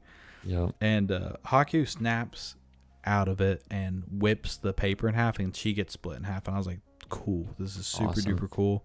Yeah. They fall through the pit. We get the first weird flashback sequence to allude to their previous relationship, and it's like a weird connection. Underwater scene. Yeah. Doesn't mean anything. Like at the time, it just happens for no such explanation whatsoever of anything. This is beautifully animated. The soundtrack is amazing. This whole movie, but this scene in particular, they make it down to Kamaji. Haku is feral. Yeah. Sin makes him eat this turd ball. Yep, river candy. Yep, he spits out the thing he stole, and also the black poison slug. Little moment. I love the slug. I love the slug. I love her trying to stomp it. She does stomp it, and Kamaji's like, God, that thing's bad for you. You need to break the evil. And she does like the weird, she puts her fingers together and he karate chops it, and it dispels the evil energy. Yep. That has to just be like a cool thing in Japan that kids do or something. Right. I love that. I thought that was so fun. I just love little stuff like that because then it goes to I completely agree. The little mouse does it. I love that they do it. And the suit does it. Yeah. While there's some dialogue going on. Important. Yes. Important dialogue. Yes. Like hugely important dialogue. Next steps of the plot. I bet this is what you was talking about. This is the point of the movie where I was like, oh damn, we just now getting into it. Yeah. Because like they kind of make it sound like this is going to be a really big deal. Yeah. And I think it probably was. I assume that was around this time, because just for audience relation, I guess, we're probably at a good, in the movie, hour 40 right here of a 2-hour runtime. Hour 30 at least. Yeah, and she even says, like, yeah, I'm actually going to save White Dragon, man. Guess my parents are just going to have to wait. I'm like, Jesus Christ, we got 20 minutes left. Yeah. No, I felt exactly the same way. I was like, damn, we're getting into it. We're getting into it hard here. Yeah. I was like, this is going to... And so, yeah, minor gripe. Knowing that how this movie got made, it doesn't really bother me, you know? No. It's awesome. I don't even think that's... I actually love that it's like that. I'm a huge fan that it is like that, because I don't think you could get that unless you made or wrote a movie like how they did, with no dialogue, no storyboard, no anything like that. You just make it. And it's part of the beauty of this movie. There's so many things that fall into place that make this the perfect ending for this movie. Oh, 100%. Just how fairy tale it is, how simple, how clean. It you know, honestly, I always forget this damn phrase. it curbs your expectations. It subverts your expectations. Like it truly does. Because like I expected this to be like a big problem, right? This third act, and it's really in a way not. Lynn comes down and she's like, dude, No Face Man is going bonkers. He's eating people, and he says that you brought him here. Yep. And she's like, oh, I did do that. He's like, she's like, actually, I'm going. Once again, it's cool that Kamaji gives her train tickets because it seems like train tickets are hard to come by or something. He's been hanging on to him for 40 years. Yeah, he just gives her all of them. Yep. And there's a reason why. Later, I mean, this train conductor counting the mouse and the little bird and the spirit as individual people. I was like, this motherfucker's kind of ripping her ass off. Yeah, I was like, I guess the spirit dude should count because this is the spirit world, right? But little tiny mouse and little tiny bird, bro, come on, you need the money that bad? Like greedy as hell, the goddamn greed spirit. Yep. The Bezos spirit, the train conductor. So, I even like how this is just like showing how fast the movie's going. She's like, okay, I'm gonna go to Zaniba's house. And Lynn's like, what about No Face Guy? And she's like, I'll handle that right now. And she just goes and handles it right now. Yep. And it's just moving along. She gives him a piece of the medicine, and he just starts puking up everything, reverting back to his normal form. And this is just anime flexing, dude. Just the chase through the bathhouse. Yababa starts doing some Dragon Ball Z shit. He like powers up a ki blast and tries to fucking he just tanks that shit and then pukes on her. I thought that was cool as hell. Yep. I mean, yeah, she literally charges up a Kamehameha. She's the most powerful witch on this side of spirit world. You don't give Bro just fucking tanks that shit. He's like, dude, my stomach hurts so bad. This bitch just poisons me. And just pukes all over. I loved it. And once again, just so much kid logic. They make it outside, and Sin's like, I think he's just kind of weird because he was in the bathhouse. Yeah. Turns out that is driving him crazy. Turns out that's exactly what right. It was. Yeah. Yep. I was like, whatever.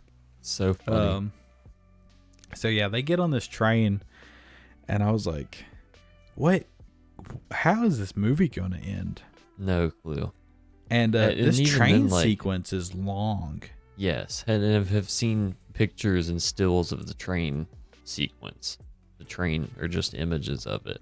It's in the trailer, which is really funny that we have Act 3 in the trailer. Yeah, and it's just you just wouldn't even. You just have no idea. Yeah, it's cool. You wouldn't even know. Yep.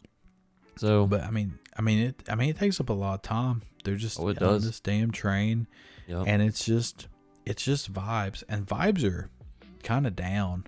Yeah. Like it looks very somber. At this point, we have 5 to 10 minutes of the movie left. And then Haku just wakes up anyway. Yep. He just wakes up anyway. The whole point of this trip. Nah, I'm gonna go get her. Yeah. And which shout out him. He goes and wraps up a plot because he goes to Yababa and he's like, "Yo, first off, your dumbass didn't even notice how much shit's fucked up in here." And she's like, "What are you talking about? All the gold's fake from No Face Man. Don't even really know what that's all about." The baby is the 3-headed guy. She spazzes hard. I mean, like, goes crazy. Also an anime flex here. Yes, dude. She looks awesome. She like transforms. Yeah, and charges him. Haku, very minor character. I mean, not obviously non-minor character, but in the grand schemes of anime, I mean, just in this movie, not in this movie a whole bunch. Mad aura, mad sauce, huge. Cool dragon design. This bitch charges him, and he just stone cold. You know, he just stands to her, and he's like, "Not only will I go get your baby, of course there's conditions, but you're gonna free Sin and her parents. Yeah. He just wraps up a plot, and she's like, okay, cool, we can do that. She has to pass my final test though. Yeah. So immediately I knew what the test was. I don't know if you. No, I don't know if I did. Really? I predicted I thought she was gonna ask like I thought she was gonna ask her like a fairy tale question, like what'd you learn, or something like that, or I at one point after this, like directly before the scene, whenever her and Haku are flying through the air, I thought she was gonna ask her some shit like, are you gonna leave with your parents, or are you gonna stay with Haku? And like there's a right or wrong to that. I thought for sure that's what it was going to be, and then I see the pig pen and it makes complete sense. So Sin gets to Zeniba's house, and it's just completely subverted all expectations. She's actually cool as hell. Normal. Everybody, these people are transformed by their own choice. They actually like being little tiny mouse and little tiny bird. Yep. No face guy's cool. I love them running on the wheel. Yes, they Bird love mouse. it, dude. Oh, I love them eating cookies off the table. Like it's just they're just having such a ball being tiny for whatever reason. And Zeniba's giving her like advice and stuff. And I mean, she's a kid. She's like, I don't really get it. She's like, yeah, you're. This is where we're getting like the love subplot too, and I like how it's done. I really do. It's really, it's not really even nice. like inherently like a romantic love. No, it's like a kindred spirit love or something. Even then, I think you can feel a little bit of connection throughout the movie. Not like romantic connection, but just connection between them. Yes. And it's just nice to kind of see that come to fruition. The slug reveal being that's the evil that controls Haku. Yep. I really liked that. I thought that was cool. And it can only be broken by love. That was cool. I love all that. I like that Zeniba's like, I mean, she just like says like, yeah, you know, you got this. You just gotta remember who you are. Remember why you know Haku. It's all going to be really important later. Yeah. And Haku shows up, and it's very emotional. I did not cry, but I didn't either. I got close. I like the way he looks so much. He looks so cool. He's so cool. Yeah, he's so cool. It is kind of weird. I always think it is kind of weird. Like if you can transform, and you're like animal mode. And they're like hugging you as an animal. I don't know why. That's I always find that strange. I feel you. Especially if it's not like a humanoid animal. And I mean, like he's a big snake, dog, dragon, chicken. Like he's a weird thing. Right. And she's like just like hugging his snout. I'm like, dude, just transform and give her a hug. But they all fly home. Farming. He is mad ore farming. He's ore farming. We get like a Superman 1978 flying scene. Yep. You know, this is a beautiful flying scene. It is. And I like how this reveal, like him getting told his name, it's cool. This is really cool. Almost emotional. I almost did cry for this like part. Just like the music and the way it looks. This is a big anime flex. So she's like, I do know you. I bet you're the Kanhaku River spirit, and I almost died in that river, and the shore brought me, or the current brought me to the shallow end, and I was able to stand up. She's like, I bet that was you. I bet that's why you know me. I bet you're the Kanhaku River, and he just like explodes. Yeah, and it looks glitters awesome. Out. Yeah, and cool. I thought. This is like, I was like, oh man, are they about to kiss? Because I was like, if they kiss, I'm glad they didn't. I'm glad nothing didn't even get into that. I'm so happy. So happy. They do like a forehead touch and stuff. It's just very. It makes me happy that No Face is with Granny. Yeah. Glossed over that a little bit. That made me Yeah. very happy. He's very good at spinning yarn or whatever. Whatever. Sweet. Perfect. Cool. He needs to do something. Makes me happy for him. Because even previously, our main character had said that, do you not have a family or anywhere to go home to? He was like, no, I don't have anything. Yeah. Yeah, he gets like a full character arc. Yeah. And he's just a lurker. He wants to hang. He's a chill guy. Except for when he was eating people. He got a little bathhouse crazy there, but whatever that means, he got whatever that means. He just got lost in the sauce. He's good now. He's like, damn. Well, he got fake rich. He started blowing up and switching up. He did. That is true. People were just treating him different because he had that dough. Yeah. No Face had that dough. So they get back, and did you really guess the pig test, dude? Yeah, I really did. That's sick movie literacy, dude. I'm proud of you. Thank you. Because that is sick. Because once I saw it, I was like, I think I had the whole entire train scene to think about it, right? Is that right. correct? Yeah, I sat there for 4 minutes. I was like, man, that could be the test. And I think I figured it out towards the end. I was like, the only thing that I could think of is with her parents. Now I bet she's going to pick a pig. I did know the correct answer to the pig test immediately, though. I thought I maybe. I don't know. I was less on that. I was like, her parents aren't even here. None of them. That's the test. And yeah, I'm glad that. Well, I just love seeing that the whole bathhouse is now on her side. Yeah, I loved Big Baby standing up to her. That has to break your heart, man. But yes, dude. Big Baby said, if you make her cry, I won't love you no more. Yeah, it's crazy, Big Baby. Why are you saying that to mommy? Dude, Big Baby just went on. Well, it's a huge subplot. He's getting bubble boyed. Yeah. He ain't never been out the pillows. Whatever that fucking Gypsy Rose syndrome. Yep.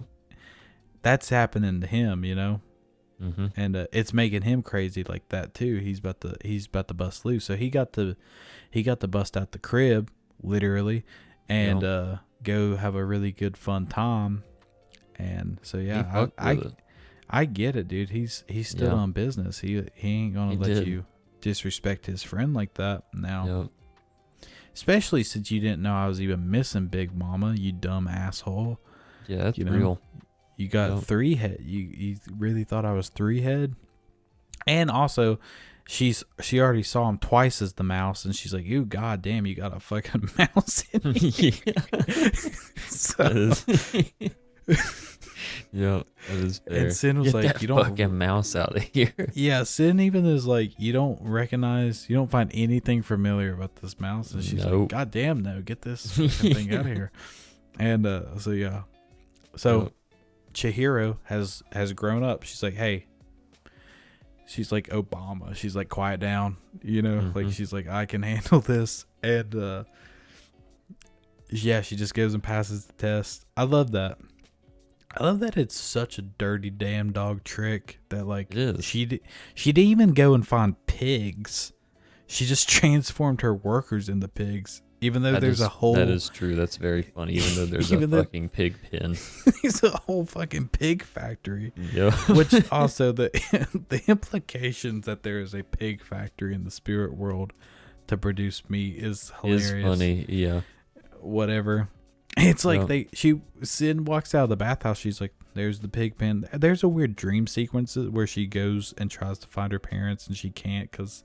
Yeah. There's just 10,000 pigs. Yeah. Scary pigs. And I don't know. Contract blows up immediately once she locks in the answer. Awesome. Yeah. I love that she has to lock in that answer. Yeah. Like a game show. She's like, "Are you sure?" And she's like, "For sure." Yeah. Contract blows up. And I like that there's no hard feelings and she gives her a hug and calls her granny. Calls her granny. Is nice to her. Yeah. And thanks her. Because, she got something from this experience. And this woman did give her a job and didn't kill her, I guess. So, and gave her a chance. So, shout out. That's all you could ask for. So Haku is like, hey, your parents are exactly where the entrance is. They're going to be looking for you. They're going to have no memory of this. Yep. And the only thing is when you leave, don't look back. Now, I was like, what does this mean other than there's just something here. You know what I mean? Yeah, there's something to this place. There's like did she grow up? Did she find herself?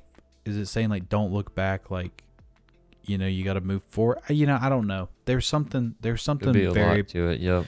There's something very beautiful and poetic here, and I like that she like almost breaks. I like that she almost does a couple times. Yep. And you know, and she's like, "Will I ever see you again, Haku?" And he's like, "For sure." Yeah. I don't know how. I believe him though. I miss this part. It cracked me up whenever she's like, "You're the Kanhaku River, but it's all filled up now. And they build apartments there." And he's like, "Damn, that's why I can't find my way home." I was like, "Well, that sucks." That's shitty. Yeah. That just made me depressed. I was like, "Damn, dude, they filled in a river to build apartments." I was like, "I didn't even know you could do shit like that." Nope. But she leaves. Her parents, I mean, it's like none of this happened. A very like Narnia experience for all of them. It seems like a lot of time has passed. Oh god, yeah, with the car. Yeah, and I really like that. That was really cool. And her parents, her dad, I think, was just like, I guess somebody's fucking with us. It's a bad prank. I like that they just had like the same conversation they would have. They had on the way in, like the dad's. It's like a mirror. Oh yeah, where her mom was saying like, "Don't clutch me that hard. I'll end up. You'll make me trip." Just identical dialogue. Yep. Yeah, and I mean, like, I don't. There's a lot of weird questions that don't really matter that I have at the end of this movie. Yeah. Like, has a lot of time passed? Because like, it looks a lot different outside. Like, to the point where it's like, has years passed? Yeah. Do they still own their house that they're going to? Has it been have back taxes? Yeah, I have no idea. Yes, I don't know if that matters at all. I don't think it does, obviously. But, or did this place just magically transform into a more secluded place so that way you can't find it again? Don't know. Right. Don't know. This is the part that they changed. So like whenever they're driving away, they, even though you can't see them, they're having like a dialogue. The dad says something like, you know, you got to be, it's hard going to a new school. And she says, I think I can handle it now. Yeah. Or I think I can handle it. This was added in for the American audience because we're dumb. So this journey is just because maybe she just needed to toughen up for school, I guess. Yeah. In the American version, that's what the American version means. That's what that leads you to believe. Yep. Yeah. So I guess it's kind of controversial. That's what I read anyway. But I don't care. And I could tell, like, especially after knowing that it was added in, I went, yeah, that's so. It just seems so American, just being like that snappy little bit, like, I think I got it from here. Yeah. It was like, yeah, that was definitely added in for us. Yeah. Yeah. They do shit like that all the time with Japanese shit that changes the meaning of it. And it kind of like sucks. I don't know if you know this, but our Goku, the American Goku and the Japanese Goku, fundamentally very different people. It's interesting. Cuz like they changed there's like a huge big monologue at the end of like the first big part of Dragon Ball Z where he fights Frieza, and in the Japanese version he basically just says like, I'm kicking your ass for kicking your ass sake, and I'm a warrior, and fuck you, dude. Right? Yeah.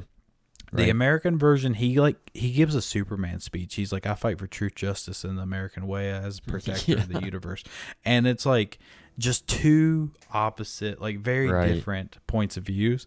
So Yep. it's just weird that they do stuff just to mesh with the culture more. So Yep. I guess it just made more sense for American audience to be like, this was just to get her ready for moving. She's a big Right. girl now, and it's like whatever. Great movie. Fantastic movie. No Yep. complaints. I couldn't agree more. Would watch again. I'd love to watch it again. I wouldn't change anything about it. I wish it Make was it another 30 hour minutes long longer. almost. Yeah. That may be a hot take. It could be longer and it would be fine. Give me more. Yeah. Because we mentioned it earlier, and I mean, if you've made it this far, the Doesn't ending is need to rushed. be. Yeah, a it little doesn't bit. need to be longer, but But I it's- would yeah. take it. Yep, I would as well. But even though I don't want it to, just because the ending's rushed doesn't mean it's a bad thing necessarily. I really don't think so. It feels good. It does. It feels excellent. I just don't think that you need more than what you get. I think it gives you exactly what you want. It's a nice feel-good little story. The most parts I care about of the movie is like what we got, you know? It's nice and cool that her parents got saved, but yeah, it fucking takes 5 minutes. Sweet. Let's get some good story and good narrative in the rest of it. And I think they did that. They did an excellent job at it. Yeah, the parents' pig plot, it's like kind of portrayed. Well, this is like weirdly enough, this is like a hangout movie. You kind of just like the characters so much that the plot starts melting away. Like Yeah. I kind of just became entwined with what Sin was gonna do, and I mean, I would have been happy if I saw her wash 2 or 3 more spirits. Like I kind of thought that's what. I thought there was gonna be more of that, you know. Yeah. And that would have been fun. I was very interested in Lynn characterization and her friendship with Sin, and I was kind of even disappointed. I was kind of disappointed. Not that it's like it wouldn't take my rating down, but I thought Lynn was going to get to go on the train, especially since she wanted to. I thought so too, because she wanted to very badly. Yeah. Yeah, but then she would have been able to come back or something. I don't know, but right. Yeah. Yeah. But overall, I mean, I'd give this movie like for real, probably a 9. This is one of my favorite movies that we've watched so far. Yeah, this is really kind of like enjoyability factor. Like I'd toss it on, watch it again. We've covered such diverse movies, it's hard to directly compare them, but I really thoroughly enjoyed this one. No, it was super fun. It was very. It's a blast. The dialogue is good, like you said. Greatest art style maybe ever. Yeah, I really do think so. This movie is the prettiest movie it's the prettiest movie that we've reviewed so far. It is like actual artwork. For sure. Every single scene. It's composed so well. There's so many scenes. I know we mentioned there's so many scenes of her like climbing up and down the stairs and shit like that. It looks composed excellently. The scenes of her on the side of the building looking over, seeing the train below. All of it. I mean, there's so many that it's just like you could fucking take a picture of it and hang it on your wall, and it would look great. Anytime this fucking aura farming dragon gets involved, it looks great. Yep. All these supreme character design. There's not a bad character design in this movie. No, sir. They're extremely good. From the parents to Yababa, dude. I love how everybody looks, you know? Yep. All of them look sick. All of them look unique. Hey, Dub's good. I'll check out the sub. I might check out the sub now that I know the context. And I'll have a little bit of muscle memory. I kind of would like to see the sub, see if it's any different, and see. Sub makes you pay attention more, so I'd be interested in seeing. I'd be curious about it. I'd like to see what changes. I know that if I remember correctly, I think I read that they specifically made the English script to try to fit the words like the lip movement. That's from and Japanese. that's just I'm sure it's standard. pretty par for the course. Okay. Yeah, you just got to do stuff like that. Yep. You got to like try and get the vibe across, but like, you know, if the Japanese mouth movement's one syllable, but they meant like I'm doing good, how are you? Yeah. You just got to be like sup, you know? Right. Just you got to do the best you can. You can only do so much, yeah. And there's a lot of playing around cuz like, you know, surprisingly people don't talk that much on screen all the time, or your focus isn't directly on their lips. No, this was a good one, y'all. I really enjoyed this one. This was completely a recommend very worthy. I'm glad we did this one as 8 cuz I didn't want to end on an animation. Yep. And I'm also glad that we had already done 2 sci-fi movies, cuz like this could have been Akira in my mind. Mm-hmm. We could have done Akira, and we both seen it. We both have seen it multiple times, actually, together even. Yeah. And I'm glad we got to watch something new. I'm very happy that we picked this one. I'm glad I've finally seen it. I'd recommend this to anybody, and I will surely talk about it to anybody. Put it in my belt of movies to bring up in conversation casually. Ask if they've seen Spirited Away 2001. By master auteur Miyazaki and Studio Ghibli, dude. Yep. Yeah, I'd like to check out everything by them. Yeah. I got just a couple of like fan theories, right? Or just questions for you. So they left the tunnel. Yes. Say she turns around and walks back through that tunnel.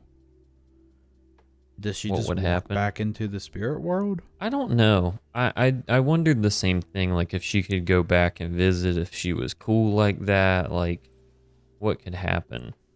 I would just assume like maybe not. Maybe she can't go back there, period. Maybe. Yeah. I don't know. I have no idea. I feel like she has street cred.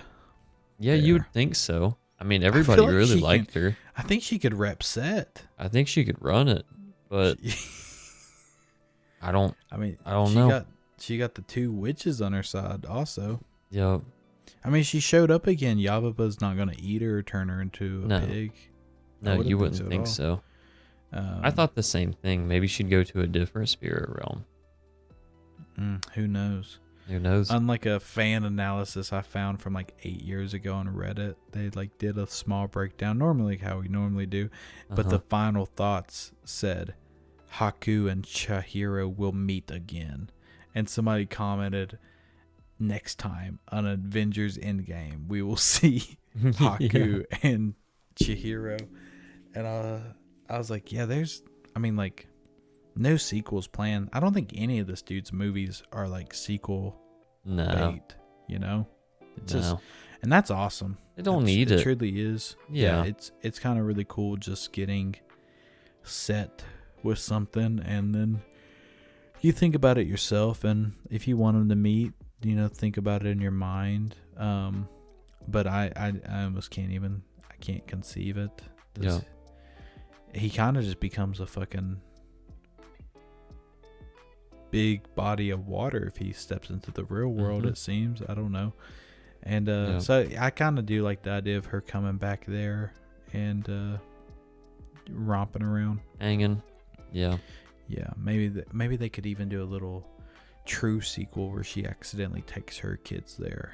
That would be cool. Do a little Peter Pan action, and she's married and Haku's pissed like Tinkerbell is. That is cool. I'd like to know what happens with Haku hashing it out with Mobamba. Bomba. I'd like to see what happens with that. Yeah, he's not under control. He has his name. Did she grow as a character? Potentially. I don't really know. Potentially. I mean, she gets hugged because I bet Big Baby keep her ass in line now. I'd like to see Big Baby grow up and whomp her. Yep. What's Big Baby grow up to be? don't know. Bigger baby, I guess. Who is the Who knows? father? That's what I was curious about. Who is the father, dude? Don't know. That's filthy. And That's once an again, egregious one. are they spirits? Is he even a baby, or is he a baby spirit? I mean, obviously he's not a normal baby. He's Right. fucking 6'10" and 390 pounds. Yeah. So Who knows? yeah, who knows? Man, they don't explain anything. No, in this there's movie, do nothing. I barely could even theorize about this movie. I think this movie is a good one. You just got to enjoy it for what it is. And it's super enjoyable. It's fun whenever movies do stuff for like cool factor, and then you're okay with it. Yeah. Like even the boiler arms dude, his arms just stretch infinitely because he went like to a shelf and then just went straight up. Yeah, and whenever, yes. It's like whatever. Sweet. Yeah. Whatever, yeah. He's got stretchy arms. Mm-hmm. He's casting spells. Yeah, it's sick. It kind of seems like magic is like not even hard to come by or learn. No, I think it just seems like it just happens here. Even plebeians in the bathhouse talk about doing a little bit of magic. Yeah. So, Yep. trying to think. You think we missed anything? I think that about does it for me. My favorite scene is what's your favorite scene? the frog wanting that newt baby, but that is a good one. Let me suck the tail at least. I think he's going hog wild for the newt. My actual favorite scene probably would be. I have to think.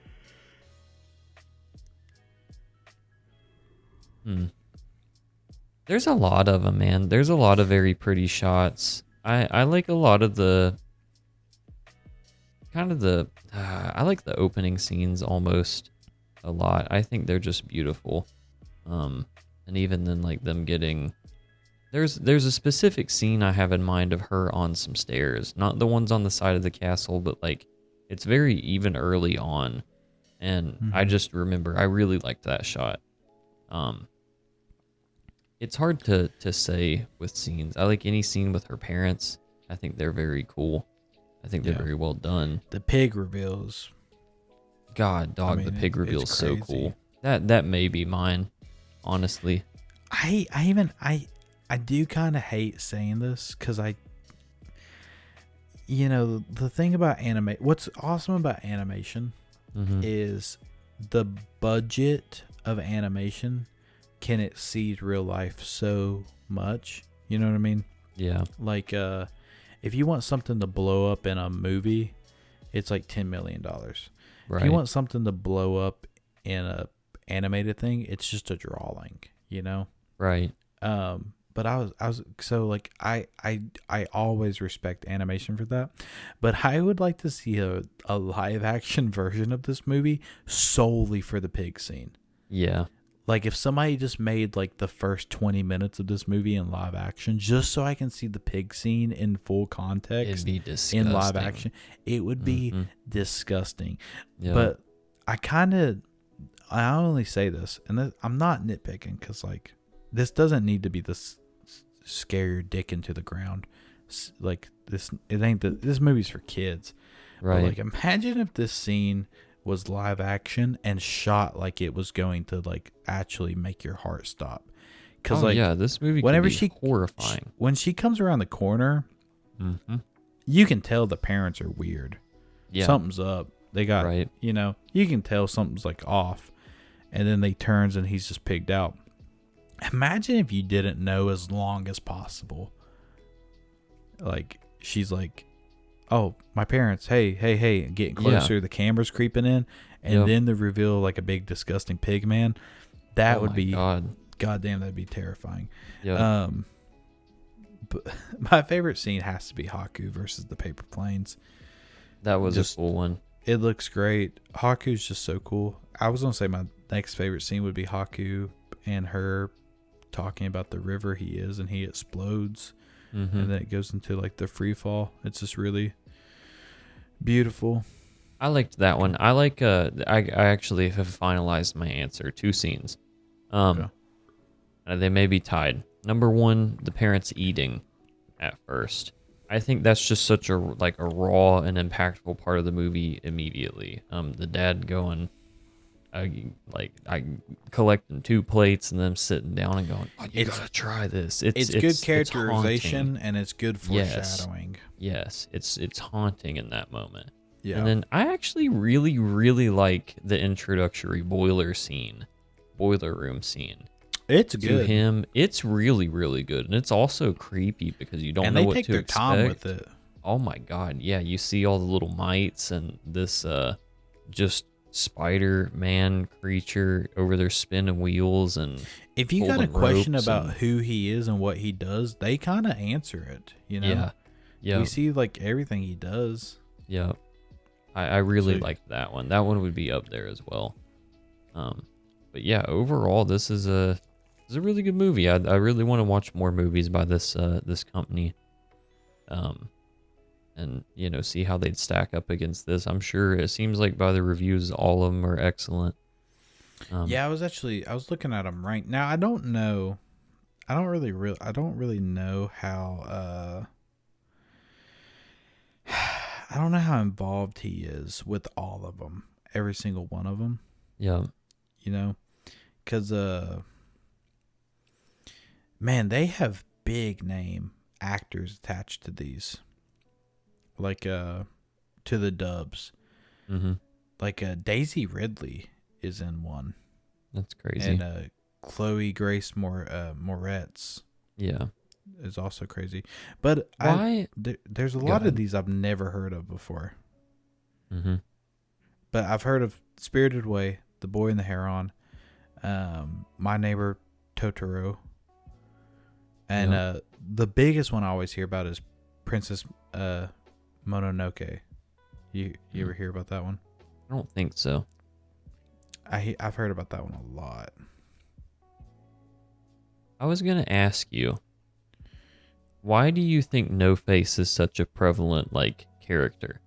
Why do you think that No Face is the one where if it's I know it's not, but I've seen No Face more than any other character in this movie out of context. I don't know if that's the same for you. No, But I know, yeah, for sure it is. I think it's because he's kind of weirdly cute. Yeah. He's because he moans. That scene, I've seen that gif all the time of him getting rocked by the waves. Yeah. That's like a popular internet meme. It's just like, how's your day going? And just getting fucked on by the waves. Just like, Right. I see that all the time. I think he's just interesting to look at. It's kind of just a really cool image seeing it's the same thing with My Friend Totoro. It's the same marketing. Super normal little girl next to bizarre creature thing. Yeah. You know? Because that's That what I is always fair. see from My Friend Totoro is super normal little girl, big ass rabbit guy. You know? And you're like, what is People that? Yeah. people just like this. So this is just Tumblr bait. This shit is just so it's just That makes sense. It's cute and good. I could agree with that. I wish I just knew the plot of My Neighbor Totoro. It's crazy it came out in 1990, 1988. 88. Yep. Is for the Japanese. Yeah. What is this? Old country house with their father and wait for their mother to recover from an illness in an area hospital. As the sisters explore their new home, they encounter and befriend playful spirits in their house and the nearby forest, most notably the massive cuddly creature known as Totoro. So this just seems like a fun adventure movie, Yeah. like we just watched. I'd like to I like watch it this. genuinely. Sometimes, movies don't have to have the crazy shit. Now, Princess Mononoke, I've heard that it's like they ripped off. They didn't rip off Avatar. Avatar ripped off them. Avatar, not the Last Airbender, the big ass movie. Interesting. Because it says this is a very short summary of the plot. It says a prince becomes involved in the struggle between a forest princess and the encroachment of mechanization. Mm-hmm. So It seems like that sounds like Avatar. It seems like Avatar. Yeah. That sounds good. Yeah. And then Howl's Moving Castle. Don't know. Looks sick. And then Castle in the Sky. I've seen Castle in the Sky. I think I'd like to watch it again, but it was really good. So it looks like there's a ton. I didn't realize that there's a ton from the company. Yeah, there's a whole. I think he probably bunch. He didn't direct all of them. He only has a few, not a few, but he doesn't have an ungodly amount or anything. You could get through them. Yeah, but that's pretty much all I have. I think. You have anything else you'd like to add? No, I don't think so. I think I hope once again, thank y'all so much for listening. Thank y'all so much for listening. I'm so grateful. Next week, I think we're going to do I think we're going to stay whimsical for the moment. I think we're going to stay wacky and zany, and we have a live action movie that is whimsical and a little wacky. Yep. For episode 9. So big episode. Last one of the single digits. Last one. Get on it. Season 1 ends on episode 10. So we're doing the Netflix style. Yep. So that's fair. Why don't you hit the full outro? Okay. Yep. So yeah, we appreciate everybody for watching again this week. Thank you so much. We will have another one for you next week. I am not familiar with what we're doing. Trent's keeping a secret from me at the moment. I'm kidding. We've talked about it before, but I don't remember it. But we appreciate your time. We'll have more stuff coming soon. We've each, I'll give a little teaser drop. We've each talked about doing like short form content. Not short form, but I would say medium form. Individually on the channel as part of some of the projects. No real timeline on when those will be yet, as we're still like storyboarding, but stay tuned for that. Give us a chance. Potentially in the future. Yep. It could happen. It may. And I think that would be fun if that's something that you all are interested in. And by that I mean if you just want to see a little bit more like individual movie analysis or like specific little like like a 10-minute video or 8-minute video on like a certain specific plot point. I think that's what we would like to hit ultimately with those videos. But just some ideas we've been tossing around aside from that. Yeah, again, just thank you so much. We really appreciate it. You got anything you want to add? No, I think that's pretty good. Yeah, just leave a comment. Let us know what you think. Yep. Give us a thumbs up. Yep. Spread us around a little bit. Like we and have subscribe fun doing to this. us. Yes, sir. Rate us 5 stars on Spotify. Everybody, quit listening on YouTube, man. Go give Spotify some love. Listen on both of them. Put them up at the same time. We need some Spotify love. Yeah, we need a little spot. We only have one true dedicated Spotify fan, and he is a very loyal listener. He hits every episode as soon as it comes out. Yep. So we always got a big fat one view, 3 hours after release on Spotify. Nice, yeah. Let's bump that up to 2. I'd like to see it double. Yeah, I'd like to see it double. Yep. Hey, why didn't y'all like the Social Network video? What was the thumbnail off? I don't get it. The social flop, baby. We got know. flack. We got flack on the low for that one too. People were upset about our 7 out of 10 ranking of the Social Network. They need to watch the movie again. No, they I think you might have hit it with the 6 out of 10. Yeah, I might give it a 5 just because somebody's upset. I think it was okay. They were also. It's so funny that we just missed the score completely. The music of it. Yeah.